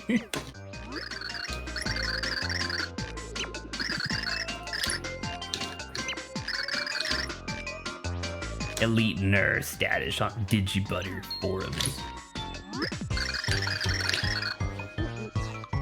He's interested in selling her. 999 coins. Zach, how are you gonna get 99 coins? You're I mean, close. You're not actually that far. I'm not that far, but goddamn. But getting coins is like tough in this game, right? Kinda. Getting coins effectively is tough. I guess this means that I'm gonna do the Pit of 1,000 Trials. Oh, or actually, let's do Samurai, because Samurais have, I think it's every 10 you have a save point, right? I don't remember. Man, I wish I could spend money, but I can't. Which one is this? Is this No, Kragnon? sir.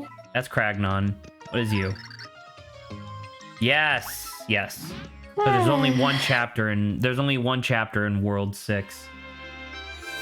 Because it gets wiped off the map. Alright, Saba, you ready for 100 rounds of combat? If you have a topic that you want to talk about... now that it's over, is it actually now just 100? Oh, 100%, yes. That's amazing. So if either of you have a topic that you want to talk about, now's the time. Topics only come to mind when I'm in the heat of the moment. Adrian, do you have something that is to talk about? Grant hasn't responded to your Wizard Home thing, and I'm sad for you. I'm very sad about that. I like Wizard Homes. Yeah. I thought of an alternative way to do your Wizard Home, which is far more complicated, but if you just organize your name in a letter, each letter has alphabetically, and then apply every adjective on the list to that. Oh my gosh, I would have ancient twice. Unless Well, as a duplicate, obviously, are you going to take out no duplicates? duplicates. No Oh, duplicates. okay. So A, B, let me and go back S. to the. So mine would If you be want to get real spicy, you can do last name too. Ancient Bony Sky Temple. Mine That's would not too bad. Mine would be Ancient Destiny invisible, ruined, noxious island. And that seems pretty dope. I mean, it's The ruined, invisible so and there's noxious. nothing there. There used to be something it there. being ancient makes sense. Zach, since Bo- you're on Boney- screen, Can we say bonies just as a like? Oh, it's like bony in color. I take it as that? actual bones, but sure, whatever. It's the island. Okay, the gaming system, but yes, Zach. Zach's would be ancient, cursed, kinky, zero gravity. What was it again? Was it the tower? Tower. I think it was the tower. Zach, So, you got. Why does it feel like you have the cursed, short end kinky, of the zero stick? gravity tower. Just You how mean I the like kinky it. one. Yeah. Ancient, cursed, zero gravity, and kinky. At least we know Grant's would be, I think, then. Let me open the original. I need to see this better. Ancient, grand, noxious, ruined, tiny something. We started off real good with the ancient and grand, but we went kind of downhill.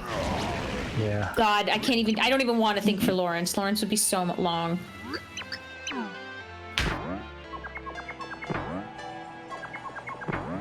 So what do you do for completing this 100 trial? I believe at 50 you get a reward, at 90 you get a reward, and then at 100 you get an exclusive character card of the Whoa, king, I dude. think.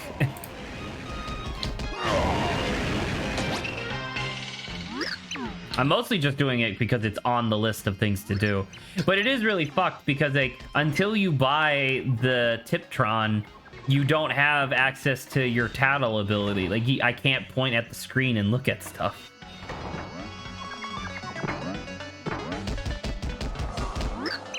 Tippy replicant. Are these all the same guys? As last time? Yeah, Yes. that's amazing. It's like it's the same people, the same trial. And you'd think that they would have learned from the last time that literally all I'm gonna do is breathe fire on them. I wish they could have been like, okay, I mean, you got that far last time. We'll just So like skip ahead? start you there. We'll start you there because I technically mean, I you never think it's I finished think it. that I think a big part of this is being able to do it all at once. What the fuck? Do you mind? Do you mind, you little creature? Do you mind? He was literally just pushing me. Give him a push. You little push. Give him a P for push. Let me see what. Remember that age when Phoenix Wright was a fucking complete wiener baby? Who? Phoenix Wright was a complete wiener baby? Question. Yeah. Thanksgiving's next week, right? Theoretically, I think, yeah. Are we gonna stream that weekend? You said you may. I don't know if I will or not. Oh, hello, Phoenix Fire. What if we did... What are you doing on Sunday? Like that Sunday? Like, are you doing family stuff or no? We may be having family over, yeah. The whole I know weekend or families- Sunday? Well, I think a family's coming to like visit us. Okay. Because I was gonna say, because it would be like a holiday That's weekend, fine. I might just do... I was thinking about just doing, like World of Horror or something. I'll try to keep a thing open because sometimes, like, if they're like too tired, they don't do anything in the day. So like, yeah, I'll still try to keep it. Guys, yeah, I'm like, yeah. What else am I gonna do? Sometimes We can do that. We could do Origami King, just to do something. Origami. Yeah, I think we could probably work out like one of the days. What specific day of the week is Thanksgiving? It's on Thursday? It's always on a Thursday. Oh, it's on Thursday. Okay. Yeah, Thanksgiving I'll is probably be free. I think more often than not. I think we'll plan on doing that for Sunday of next week, and then we'll take Friday and Saturday off. Yeah. And if anything, or at least for you, yeah. And then I don't know. Who knows? Maybe I will have extra time, and I could just do more Stardew Valley or something. Sturdy Valley. Sturdy Valley? Sturdy Valley, yes. It's a very hardy, fortified valley with lots of ramparts and fortifications. Yeah, Sturdy man. Valley. I usually only had weak valleys before, so it's my first time with a sturdy one, so I gotta hold on to it. How's the experience different, would you say? Versus like a weak valley, I don't know, man. Everything seems to like wilt all of a sudden when I like touch it, and like even the ground gives way.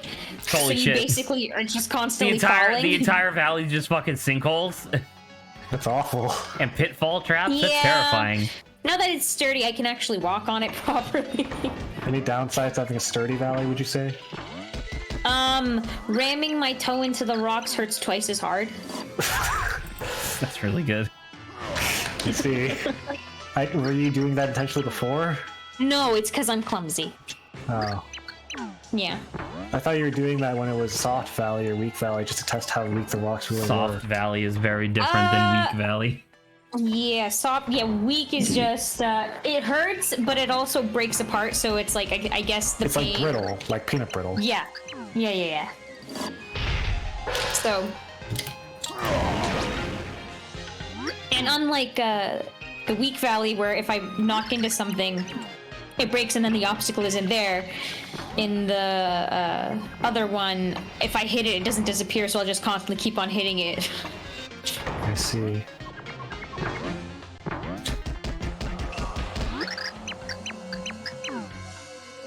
How far did we get last time with I think you only get to 20 before the world because you remember because it's the second time you fight one of those big guys because you beat him, he sees the black hole behind him and he's like, all right, we don't have time for this. And then starts rolling over people, if you recall. Yeah. If I may, it's not much of a discussion topic, I guess, but just it's something that I've been working on and I'd appreciate a little help with it. So as I mentioned before, there was a thing that I found online for like Pokemon Mystery Dungeon in like a D&D campaign sort of thing. And then I believe I told you guys that I immediately, like I was reading through it and I was like, this is way too fucking complicated. So I threw it out. Can either of you think of Mystery Dungeon mechanics, whether it be like Pokemon based or Mystery Dungeon specific, that I have not that I haven't thought of yet, but might cause more problems than I'm anticipating in the future? If this question makes sense. Oh, Have it's you a thought tiny about one. It's hunger? Saba. Oh yeah, the what was it? Something shrimp or something? Grasshopper or something? I think it's literally Grasshopper in the field. Have you Wait, thought let about me how- see what he says. Oh, never mind.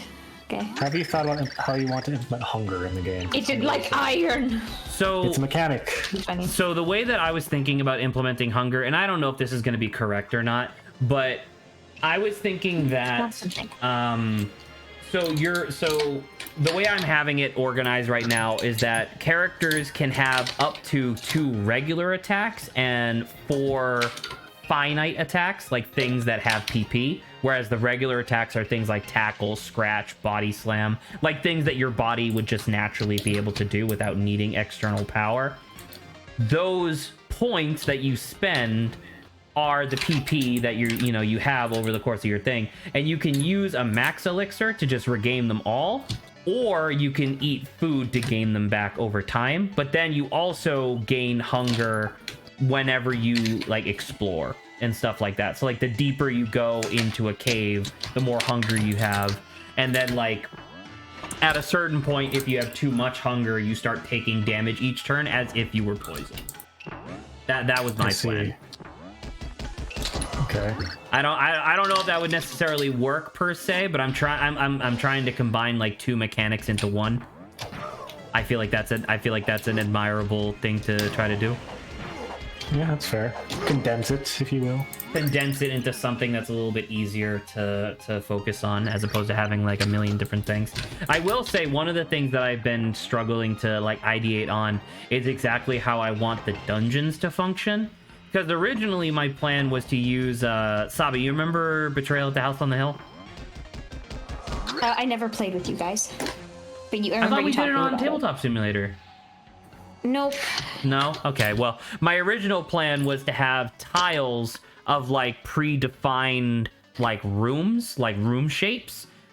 Each tile would be, like, a 5x5, like, grid.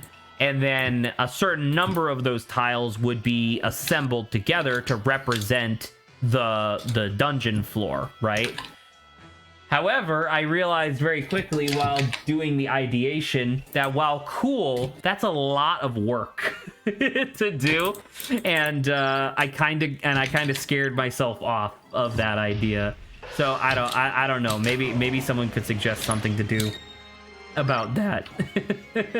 how to get dungeons to actually be interesting.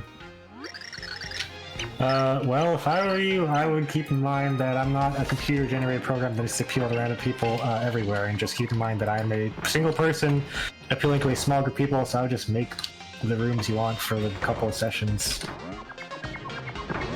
like individually, rather than having a system that generates them. I guess that's fair. You're not making an AI, like an algorithm that's to appeal to like random players. You're making I could make a script. Sure, but it sounds like it's harder than just making individual ones. Yeah.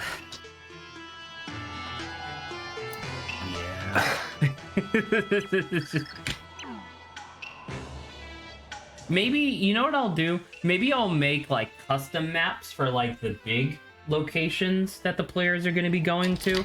And then for, like, the random dungeons that they just do for, like, items and money and stuff, I'll just have, like, a system where instead of it being physically represented, it's just, like, dice rolls to determine, like, how far did we get into the dungeon this time? And then you have, like, random encounters. Sort of like wandering through the wilderness, I guess, in D&D. Sure. I mean, then you have to ask yourself, how much do you actually want to have the players grind in your tabletop game when you get together, like, what, I don't know, once a week and say, all right, we're going to spend this week grinding. I mean, I'm not going to have them do, like, an enormous amount, but I guess that's a reasonable question to ask. I should probably have a more definite answer for that. See, I'm glad I brought this up, because these are things I didn't necessarily think of. Right, because you're thinking about this like, okay, I want to make a game. I'm thinking about it like trying to recreate the video game in D&D. Yeah, except you're not. You're running a game for, like, I don't know, 4, 5, 6 people. Definitely 3 people. 3 people. So you can afford to make it a lot more curated. I would be astonished if anybody else was interested in this shit. The principle is that you can afford to make it a lot more curated. That is true. As opposed to generated. I like how slow this guy was. I don't know if anyone noticed that. The balloon of my self-esteem has been savagely punctured. So deflated. What else? Can you think of anything else, Saba, that might need to be covered in terms of, like, gameplay mechanics from Mystery Dungeon? I don't know. I mean, you guys probably know better about it than me, even about though the I, like, game that we were it. all there for. No, I know. I'm saying even though I witnessed the game, you guys are probably more acutely, like, familiar with, like, how the mystery dungeons work. Okay. Never mind. So, I mean, besides, like, you've probably covered, like, the bases of what Adrian's, like, brought to the table too. Probably even better. All I request is that there be caves behind waterfalls. Oh my god, it's Sunshine okay? Flood. Yay, my favorite. We met him. Sorry, Saba, what'd you say? I said there needs to be a cave behind a waterfall. Behind another Obviously. waterfall that's behind that cave. There needs to be at least 4 layers, Zach. Waterfall, waterfall, waterfall, cave, waterfall. Yeah. Oh my god, I died. Sunshine Flood! He's hurting me a lot. Defeated by the ultimate move. Well, I'm gonna Ultra Shroom Shake. Fuck it. Dude, this guy's fucking bonkers. Oi, that's not fair. Is he fireproof? What's up with this guy? What kind of guy? Dude! Gimmick. Dude! I can't hit him!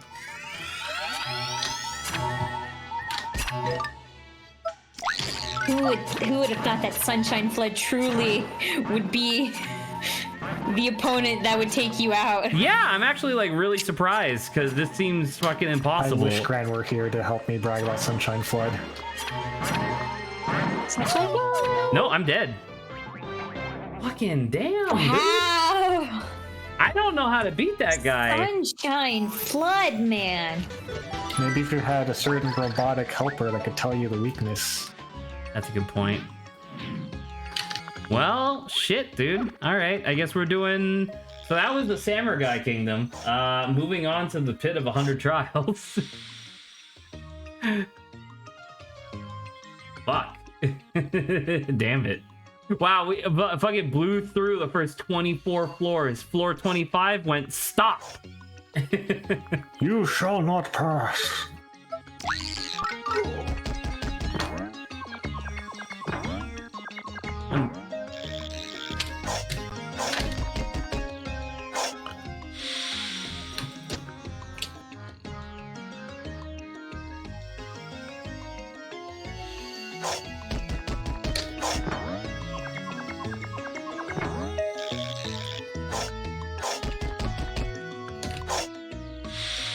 What's another thing that you could procedurally generate that'd be really funny to have? You mean like the wizard tower? Yeah.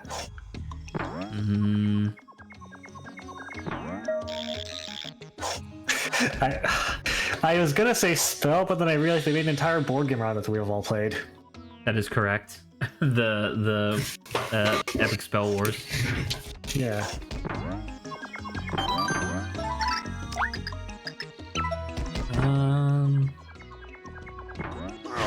Wizard Tower is like a category of thing, you know? Yeah.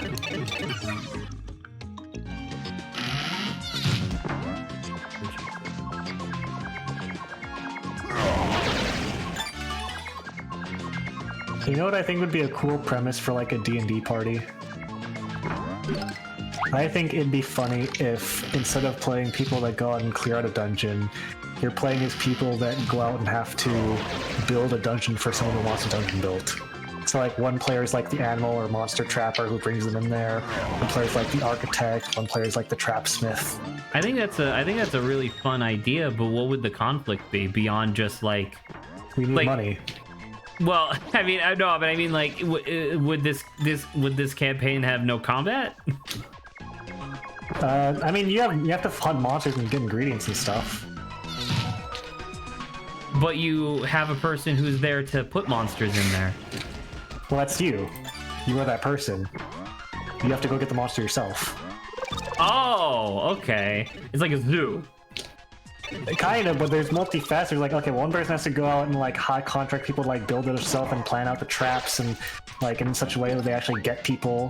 One person to like deviously like go and like, oh, this trap shoots basilisks, then when you get a basilisk, then like. I would love like to be. I would love to be like a merchant archetype, but my whole thing is trying to budget out the dungeon. So it's like, all right, we need a certain amount of rewards per floor, or else they won't keep going. But we also don't want to just have it be willy-nilly because this shit has to actually make money. Right. We need to make money off of dead adventurers. It's theoretically a virtuous cycle of people going in there, bringing treasure with them. They go to try to get treasure, they get some, they die. We recycle the treasure they brought and that they were there to get originally. Exactly. Theoretically, but they also have to die. But we also have to make sure it's a balance, because if it's obvious, if it's too obvious that this dungeon's really difficult, they're just not going to try. Exactly, you get it. Or maybe they'll try even harder, I don't know. Well, that's the line adventure. I mean, like, maybe that might either that works, or you just try people that can actually solve the dungeon, which is not what we want. We don't want that. We don't. That is true. Yeah. I think that's a funny premise of dungeon makers. I think it's a charming premise. I don't know exactly the longevity of the idea, but it would definitely be funny for a bit. Pimp my dungeon.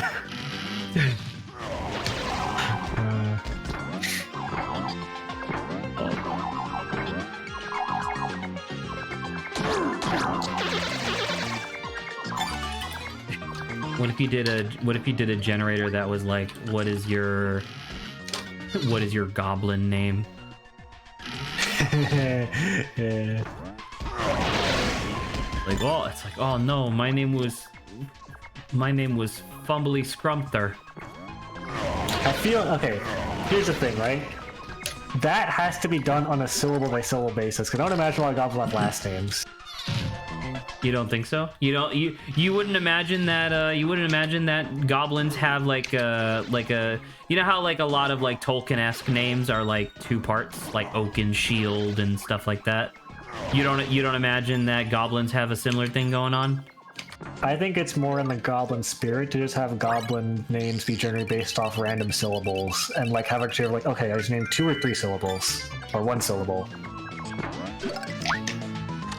I think the way I would structure if I was making it was your name is either 1, 2, or 3 syllables if you're very lucky, and it's like Gore Blab or Barlgoob or something like that, or Gremgore. That's not bad. And then you gotta fucking leave, so you have like stuff like Nab Nab as one of them. Look, it's Nab Nab. It's gonna nab stuff. Nab the nabber. Some of the random generators that I like the most are the ones that are like non-specific but surprisingly in depth. Like the one that was like what was it? It was there you go, and there's the key. There was one that was going around a while back, and I guess this is pertinent to Saba, but it was like you put in your name and then it was like, here's your VTuber, and it was like a paragraph describing the visuals of your VTuber and then their personality. And I just like, I remember that one being particularly fun because it was shockingly in depth for something that someone evidently made in like an afternoon. How do you know that? Maybe they spent their whole life crafting it. Because they said they spent an afternoon doing it. What if they lied? What if they lied to make themselves look more efficient? That's true. Like those people who spend all day every day practicing the piano, and then when you ask them about it, they're like, "Oh, I just picked it up today." Or the people are like, "This is just a sketch," but they actually spend 4 weeks on it. I wonder if I have an experience with that. I would never assume such a thing of you. There you go. I finish my sketches in 4 seconds and never come back to them. Aren't those called gestures? No, that's called skit comedy. It's pretty good.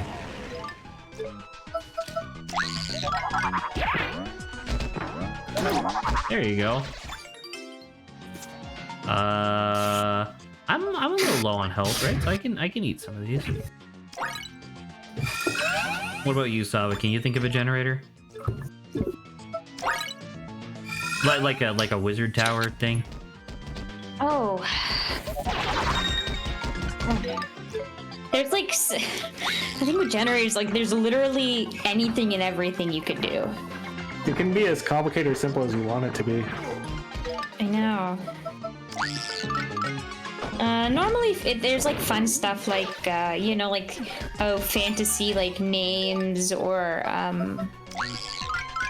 you know how usually people like say like, what would your like X or like name be in like X world? Those are usually pretty fun. Something like generating your goblin name. I like when there's some degree of input from the person where it's like, oh, well, I used a letter from my name for this or my birth month or something. I think that's funny. Yeah, I think I like that. That's usually fun too, because like if it's just like random arbitrariness, then that's like that feels a little too random versus like at least you're putting like a little bit a smidgen of I guess input. Yourself. Yeah, you're putting a little bit of yourself into it. A crumb of and then input. it giving you an answer. Smidgen. Eat this. Smidgen of Do you guys know Terraria? Adrian, we played it on stream. Yeah, but we didn't get very far. Yes, I mean, knows there more have than been I do. updates since the last time I played it, but from when I played it, I did all the like late game stuff. The last time I played it was before what was his name? The Moon Entity? Moonlord. Moonlord. But the last time I played, he wasn't in the game at that time. But I did everything prior to him. Well, after that, I'm playing Terraria right now, and there's been a lot of updates. Some of them graphical, but the point is, remember how you could get NPCs and like put them in houses and stuff? Yes, of course. Were you familiar with their happiness system? More or less. Right. The basic premise is that, well, they like living in some places more than others, and they like living with some people more than others. And they also like privacy, where they're not too crowded together and their house is decently big enough. Now, this sounds relatively simple until you realize that there's, like, so many NPCs, and they all have such complicated fucking, like, relation with each other, and there's a bunch of biomes you can put them in. And this is a diagram that shows how, basically a diagram guide on how to optimally put your NPCs in different places and houses. And this is a fucking headache. So that's what I'm trying to figure out right now. There's loves, likes, dislikes, and hates. So yeah, it's rough. So my thing that I used to do where I just stick them all in a giant tower apartment complex doesn't work anymore. They will be incredibly unhappy and charge you way more for all their wares.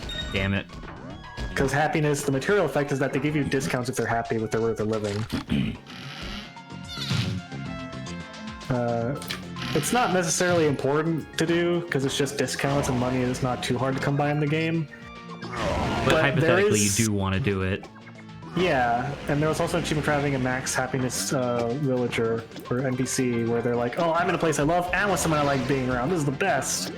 I will say, one of the funny things is that not every relationship is typical. So some people like others, but they don't like them back, or some people hate others, but they're neutral the other way around. So, for example, there's a goblin engineer who's just a goblin, and there's the dwarf demolitionist, and the dwarf hates the goblin, but the goblin's totally neutral towards the dwarf. So stuff like that I think is funny.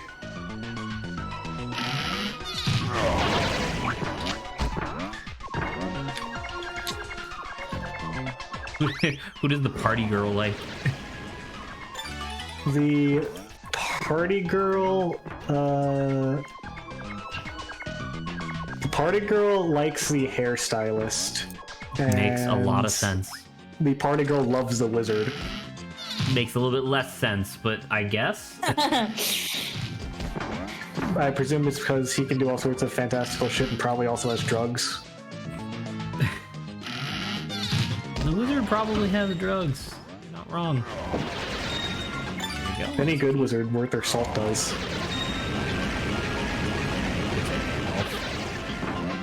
Literally, he has drugs on screen. Correct. He smokes. It's very wizardly, a very good example. Paragon, if you will.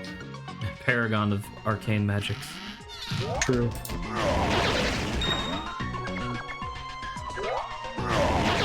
So I have a joke that's like, or not joke, sorry. I have an idea discussion topic that's primarily humorous, I guess. But in Hearthstone, they introduced spell schools. The idea that certain spells will have like a tag that puts them into like arcane or frost or fire or storm or rather nature. You get the idea, right? If you had complete free reign and you got to just make one spell school of your choice, what would it be? It doesn't have to be Hearthstone specific or anything like that. I just want to, like, if you could come up with an entire school of magic, what would it be? School of magic? It has to be one that doesn't exist already, right? I mean, if you come up with one that already exists, I'll just tell you.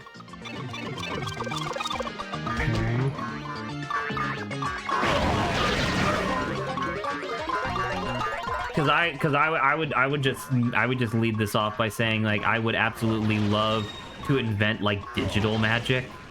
I think that'd be really cool. That's one of the that was one of the cooler things from the infamous Second Son game that came out for the like late stage PS4. Because the infamous games were all about like gaining, you know, powers and either doing good or evil with them. And then the sequel series, the Second Son, takes that idea and cranks it up to 11, where it's like, hey, now instead of it being like fire and ice and stuff that you recognize, now it's all just weird shit. And one of the weird shit was like digital graffiti and stuff like that. So like it would, it was literally like hacking computers was what you were doing with your power, but it looked cool as hell. I thought it was great.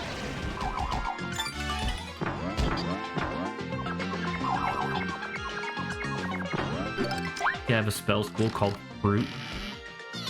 Just a spell school about making and manipulating fruit.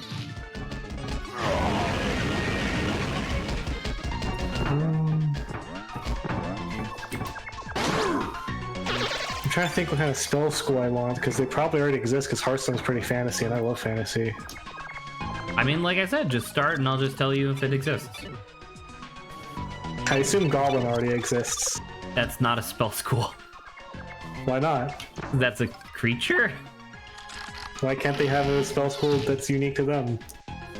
So, in theory, in terms of like making something that would fit into Hearthstone, they would probably have like tech, right? Would probably be that spell school. Because there are like goblins and gnomes in World of Warcraft, and they do have like bombs and electric sparks and, stuff of that ilk. But, dude, what the fuck? But no, they do not have a spell school called Goblin, and this makes me want to force you to tell me what is the what the fuck?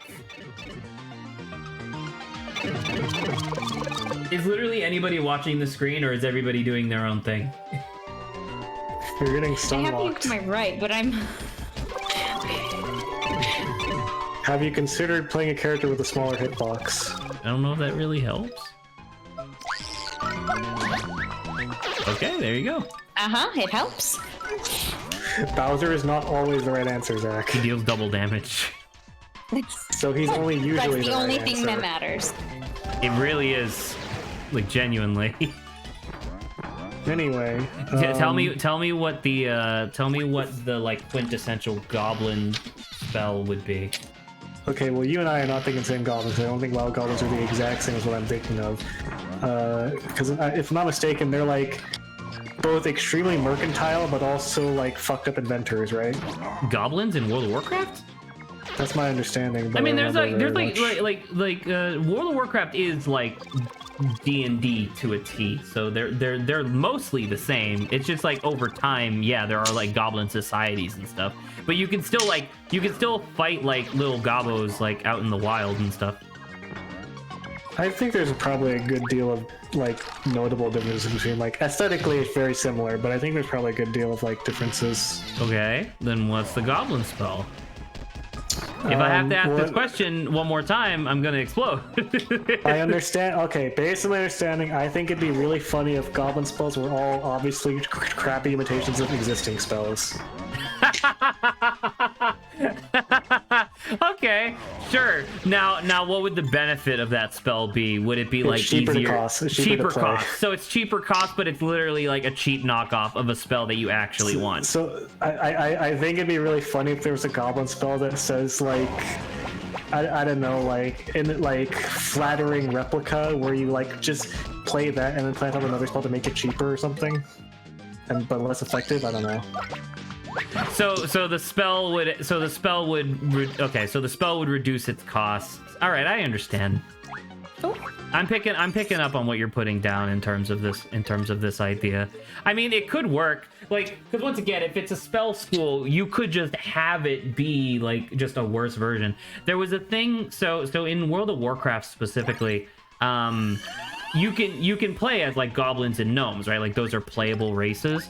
And most races in World of Warcraft have access to like exclusive spells. Like depending on what class you're playing, you'll sometimes get exclusive spells that only your race can do, right? So goblins and gnomes have really early access to the Tinkerer class ability, and the main like not benefit, I guess, because it's pretty shitty, but like the main thing that Tinkerers have is that they have really early level and extremely effective, early level and extremely effective spells, but So like for example, let's say a really effective spell is something that deals like 10 damage, right? Just as like an example. Your average Tinkerer's equivalent ability, instead of it dealing 10, will deal between 2 and 35. Oh. Right? So it's like you have the potential of doing really well, but also there's the potential of it literally blowing up in your face, which is also a mechanic that they have. So I'm imagining that you I'm imagining that you have just recreated that same concept a little bit more roundabout, where it's just like, all right, what if it was just what if it was just what other people had, but worse? Because Hearthstone cards all have art on them. I want to imagine like it'd be like looking like, oh well, that's obviously a rip of this card. Like there's a card like, oh, fireball. There's a specific wizard throwing a specific fireball. The knockup is like, oh, like flame sphere, where it's a goblin dressed up as that person, but obviously nowhere near the same stature, like throwing a shitty like crackling, but it's like a one. replica of the art. It's like a cardboard cut of a fireball. Like genuinely a brilliant idea. This is a joke that is like quality enough to genuinely be like the entire theme of an expansion. Because the second expansion that Hearthstone ever had was called Goblins versus Gnomes, and that's where they ended up like introducing a bunch of like RNG bullshit. Like you're putting the idea in my head where it's like I love the idea of like a return to Gnomeregan as like an expansion, but the idea is just that it's all just knockoff shit that you already know. That's so good. I want the card because like there's like famous people, like really important NPCs in World of Warcraft that appear in absolutely. Yeah, that's why it's called. That's why it was called Hearthstone: The Heroes of Warcraft. Yeah. I want cards that replicate like spell effects or monsters that are those NPCs, but it's just goblins like in like either dressed up as them cosplay, or like, effectively. And cosplay like in stilts or like in big like cardboard like cutout thingies. I like the idea of a lot of bitches being cardboard. I think goblins and cardboard is a funny premise to me.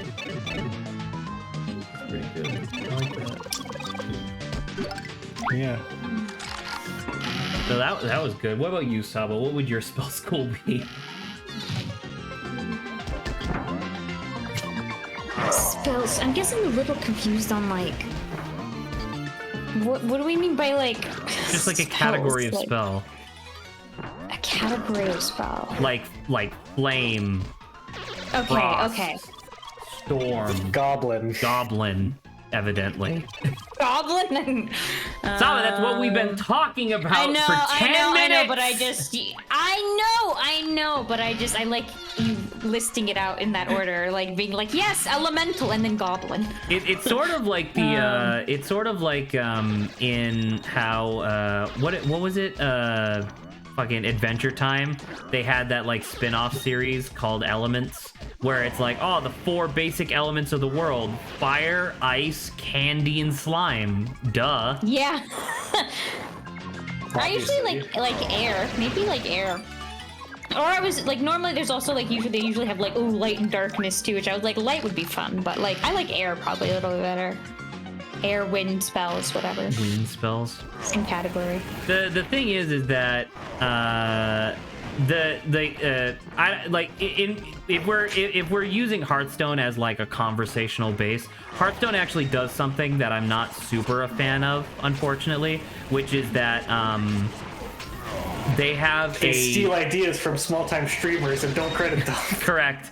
No, but they do this thing where they have one category, they have one spell class that, in my opinion, just steals, or not steals, but like combines a bunch of things into one.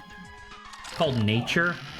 So like a lot of healing spells go into Nature, right? Stuff where it's like the power of the earth is like healing you, or you know, stuff like that.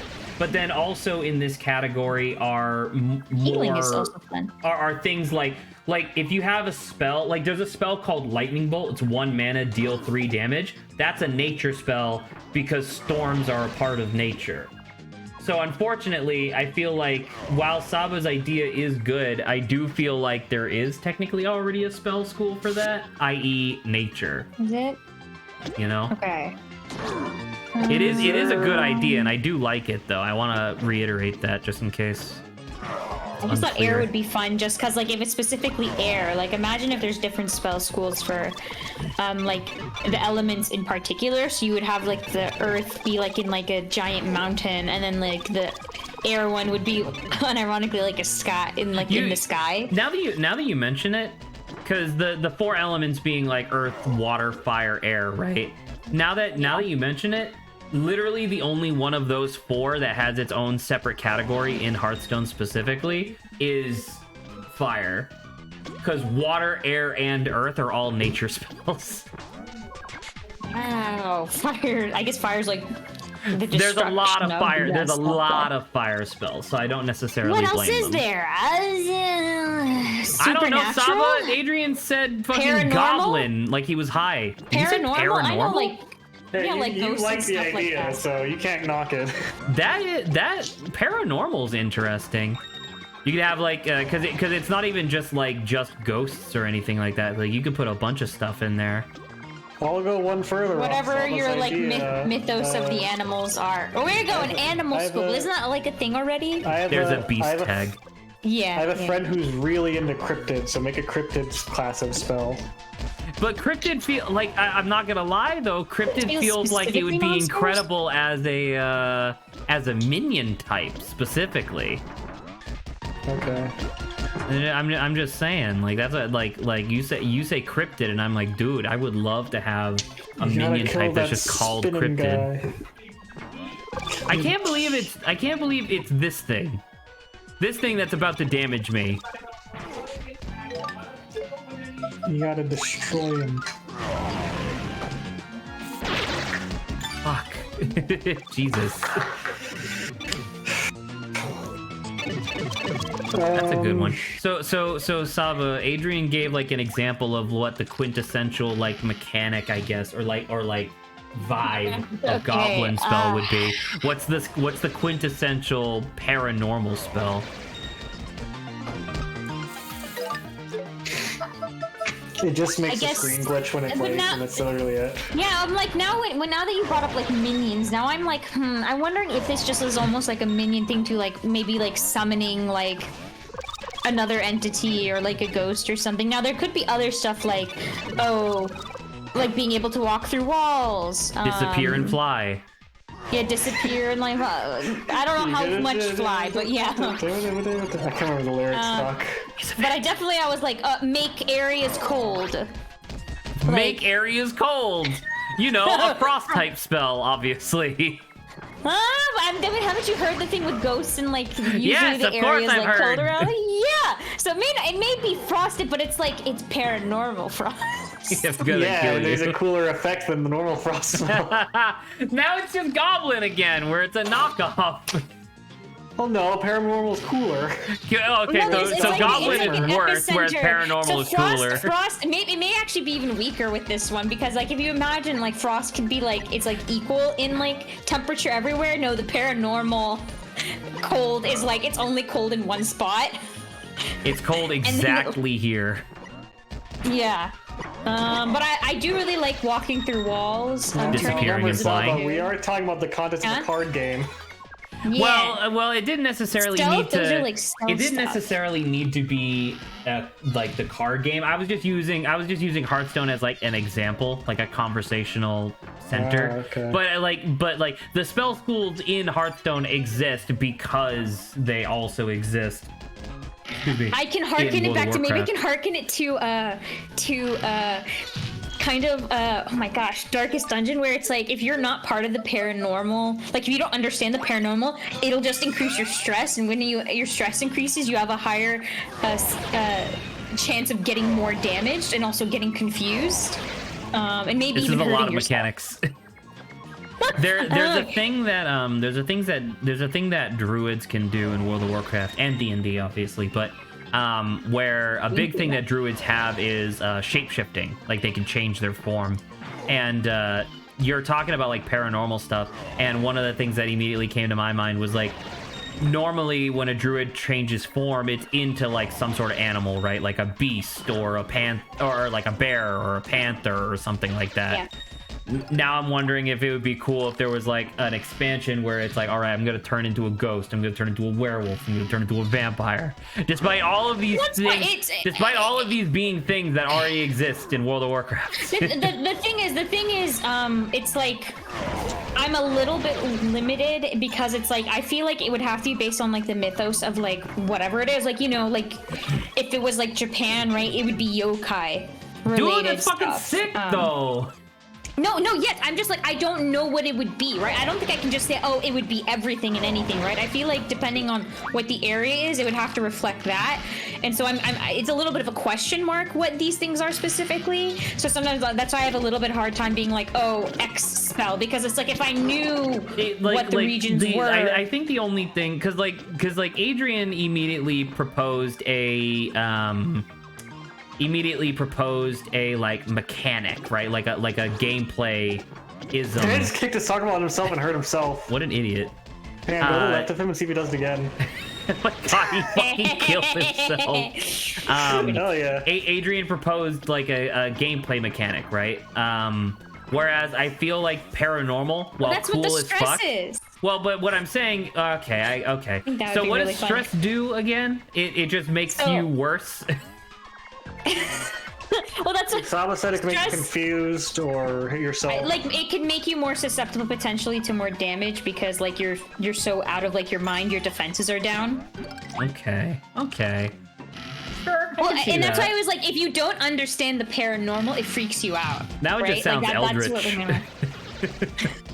Well, no, like even like mundane ghost or something like that, or like whispers in the dark, that's right? True. You know that's what? not eldritch, but it's like this is a good idea. I like this one. Well, thank you. So I said digital. Yeah. Adrian said goblin. Saba said paranormal.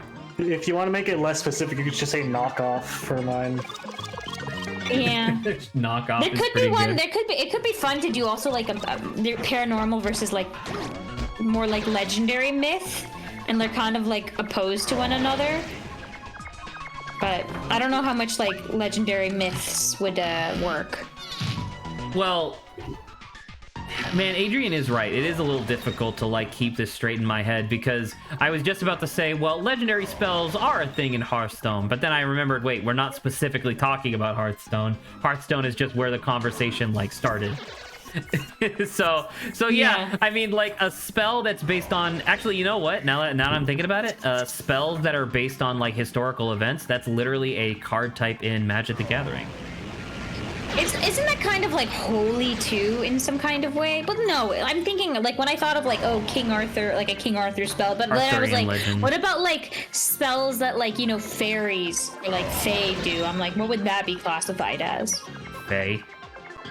Okay, yes, but like I think that may also be like elemental too, because like faes are more like just like closer to druid stuff, right? I mean, I think once again it depends on the folklore. I can't really turn to the fairy on my left and ask. Zach, why can't you? They're too small. Go ask the brownies, Zach. The brownies should be able to answer you. I ate all of them. Wow, that's depressing. The brownies, delicious. They're delicious. My synapses fired once more, and I had another idea for a spell type. Okay. I want to propose Prophesied, where it's like a buff. Where it's like a buff that you give to a card, like this card is prophesied to strike down your enemies, and it gets a big attack bonus. But then if your enemy defeats that card, then they're like, oh, well, you defeated the props, you get this bonus for taking this card down. So it's essential. So essentially, you're proposing like you're proposing a bet where it's like, I'm gonna spend resources on this, betting that you can't beat it before the effect goes off. Essentially. Yeah. I mean, that's a pretty good idea. I like that. There was once again, just because Hearthstone is kind of like my point of reference for a lot of this conversation. There was a thing that they did in Hearthstone during one of the single player adventures where this one character was like a time traveler. And so she had a couple exclusive spells where when you played the spell, it didn't do anything, but like in a turn or two, a really powerful effect would go off. And that was like a really cool thing because you felt like when it worked. Oh, is there a way to do the opposite then? Like What, in do relation something to, in the like, past? No! Why not? We can't we like Because that's figure not how something out for time them? works! Unfortunately, Saba, Saba, real no, games Saba, I that need we you to think play about this for a are- second. If we're playing Hearthstone, let's say you and I are going up against each other in Hearthstone. I dealt 10 damage to your face with Pyroblast, and then you do, like, Time Trick, like, you play Time Trick, and it's like, oh, negate all damage you took 2 turns ago. That'd be fucking insane! That seems pretty funny though. That would seem kind of cool. That would be like a super awesome like boss to go up against. Or it but could be, or goddamn, you could be like replicate the opponent's last attack and then like return it. that is an effect. Maybe you still take damage. That's a thing that okay. exists. Okay, yeah. But See, like, so there is some time wait, sorry, shenanigans Adrian, then. what was your thing? Your thing was prophesied, not paradox, right? Yeah, it was prophesied. Now, the reason why I started thinking about this was because prophecy like often has a lot to do with like time, because it's things that either have happened or will happen, right? The prophecy. But it's important to distinguish that does not necessarily mean that it's time magic. It's prophecy magic, right? Yeah. So yeah, that's interesting. Although, I guess now that I literally said it out loud, I guess you could accomplish the same thing with a spell school called Time. Yeah, or Fate. Or Fate, yeah. I think it's really cool having a thing, playing with the idea of like, okay, well, our team wants to confirm and meet this destiny. The other team is trying to fight destiny, which is harder, but if you do it, then it's way more rewarding. We just finished a game about this concept. Yeah. Also, there's more lovely in the background. Yeah, because the background changes depending on what chapter it's supposed to represent. So the last one was Fractale, because it was chapter 1. I believe we get all the way up to chapter 4 in the Pit of 100 Trials, and then we have to go into the Pit of 100 whatevers in Flopside. So not only do we have to do 100 motherfucking Samurai boss fights, we also have to do 200 floors of exactly this. No, Can I Zach, let have... me... Wait, hold on. I wanted to... A meme thing was to be like, can I have a Shadow Realm? What the fuck? Just in general? Just in general? Like a Shadow Realm category of stuff. That'd be really... What's So- the problem with the Shadow Realm? Okay, how can I... Maybe it's like something like almost like Limbo related. Like that would be pretty funny. So I just wanted it to be called Shadow Realm. I'm like it's all come down to like the naming convention. Cause I like so it should be Yu-Gi-Oh. noted that even in Yu-Gi-Oh, there isn't a mechanic called the Shadow Realm, unfortunately, because that just came from the translation, Censorship. right? Yeah, that just came from Yes, censorship. which is the best thing they could have ever mixed Absolutely, it's way better than saying hell, like 100%. But the Yeah. thing that's kind of unfortunate, so I guess, good. is that so in Yu-Gi-Oh, in Magic the Gathering, in like all these different card games, there's always a mechanic that exists that's like so you have like the graveyard for where like cards go when they die or when you use them, right? But then there's typically also this like secondary option, which is like banishment or exile, right? So like in Magic the Gathering, you'll have like black cards that specifically banish things from the game, which means that they're not in your graveyard, they have specifically been banished, i.e. to the Shadow Realm. And that was always something that really irked me about Hearthstone, was that Hearthstone had so many opportunities to do a mechanic like that, and they just never did, because they were like, oh, it's too complicated. Like one of the like default spells, like one of the basic spells in Hearthstone is it's an 8 mana, I mean Saba knows this, but it's an 8 mana warlock spell called Twisting Nether.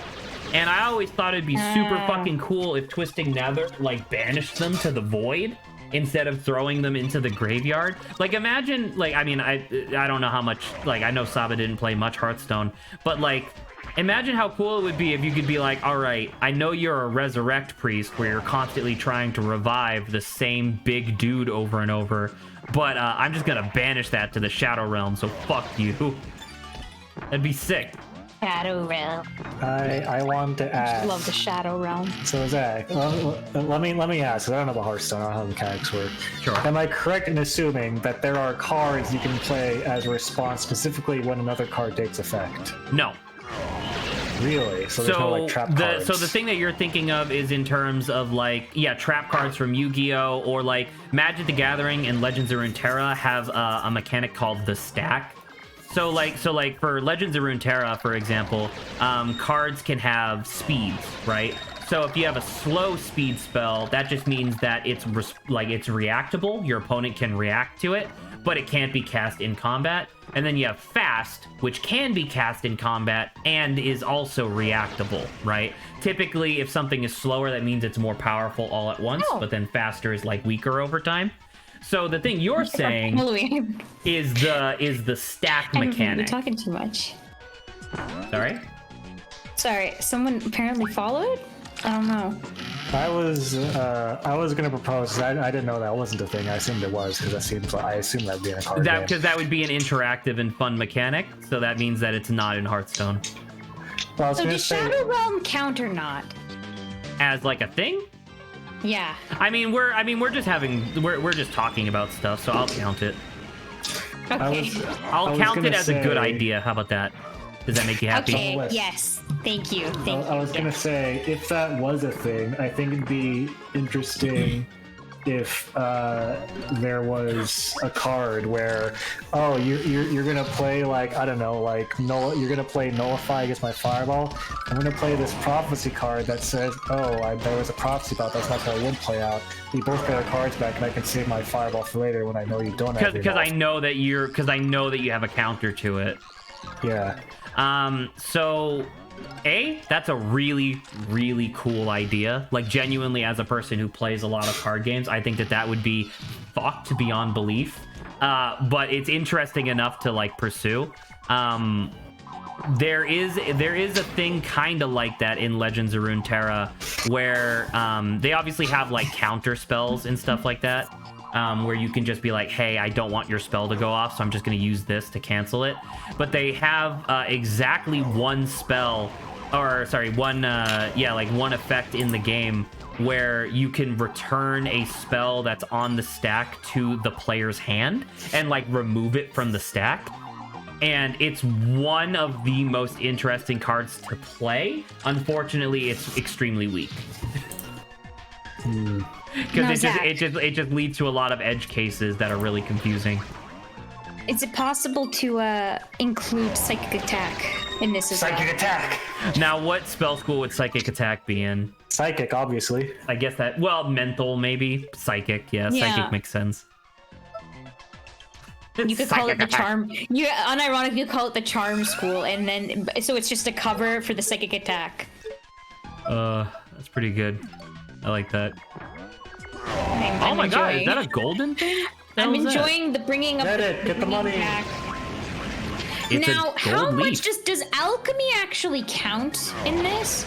Well? It genuinely is it's hard to say, because once again, in terms of like Hearthstone, they have multiple sets of cards that are specifically like rotations of cards that are specifically potions, right? They'll have like Potion of Mana or Potion of Lava or yeah, Potion of Light. but that's not the same thing as like, transmuting, I think is the word. Like transmuting like an object and just shifting it into another. Listen, this isn't Hunter x Hunter, okay? God dang it! Why can't it be Hunter x Hunter? No, is actually Hunter a x school Hunter of magic in D&D. I'm sorry, what'd you say? Transmutation is a school of magic in Dungeons and Dragons. Shut the fuck up. I say as I slurp my big buck teeth into my mouth. Chew on them like popcorn. Like gum. Like gum. Oh god, why is your teeth so soft? It's from all the Monster Energy drink I drink. Oh fuck. This is actually a nightmare, like mentally. These are some cool spell schools. I like them. I always because I don't know. It's one of those things that irks me as well. Just like shit talking Hearthstone for a second. It's one of those things that irks me. I should leave and save, unfortunately. because we made a lot of progress, but I definitely do not have the time to get the rest of the way down. I got another idea, which I don't know how this would probably too fucked to work. But I like the idea of Schrödinger spells, where they're either one of two effects. And you don't know, or the result of it's like random spells, kind of, but like it's two completely different effects. Yeah. I mean, that's not bad. Like there are definitely worse spells that exist in the game right now. Like, imagine a spell, because like the thing is, like, if you're putting it in like a digital card game, like if you're putting it in just like a generic like D&D environment, this is totally fine. You could just figure it out as you go, right? Because there's no system that you have to adhere to. You can just have it be like a coin flip as to whether or not you do one of these two effects. But if you're doing it in like a card game, you would have to make sure that either both effects are non-targeted or only one effect is non-targeted. Because like, man, that'd be really fucked. Like, what if you had a thing where it was like discover two spells? This is literally just inside baseball for Hearthstone stuff.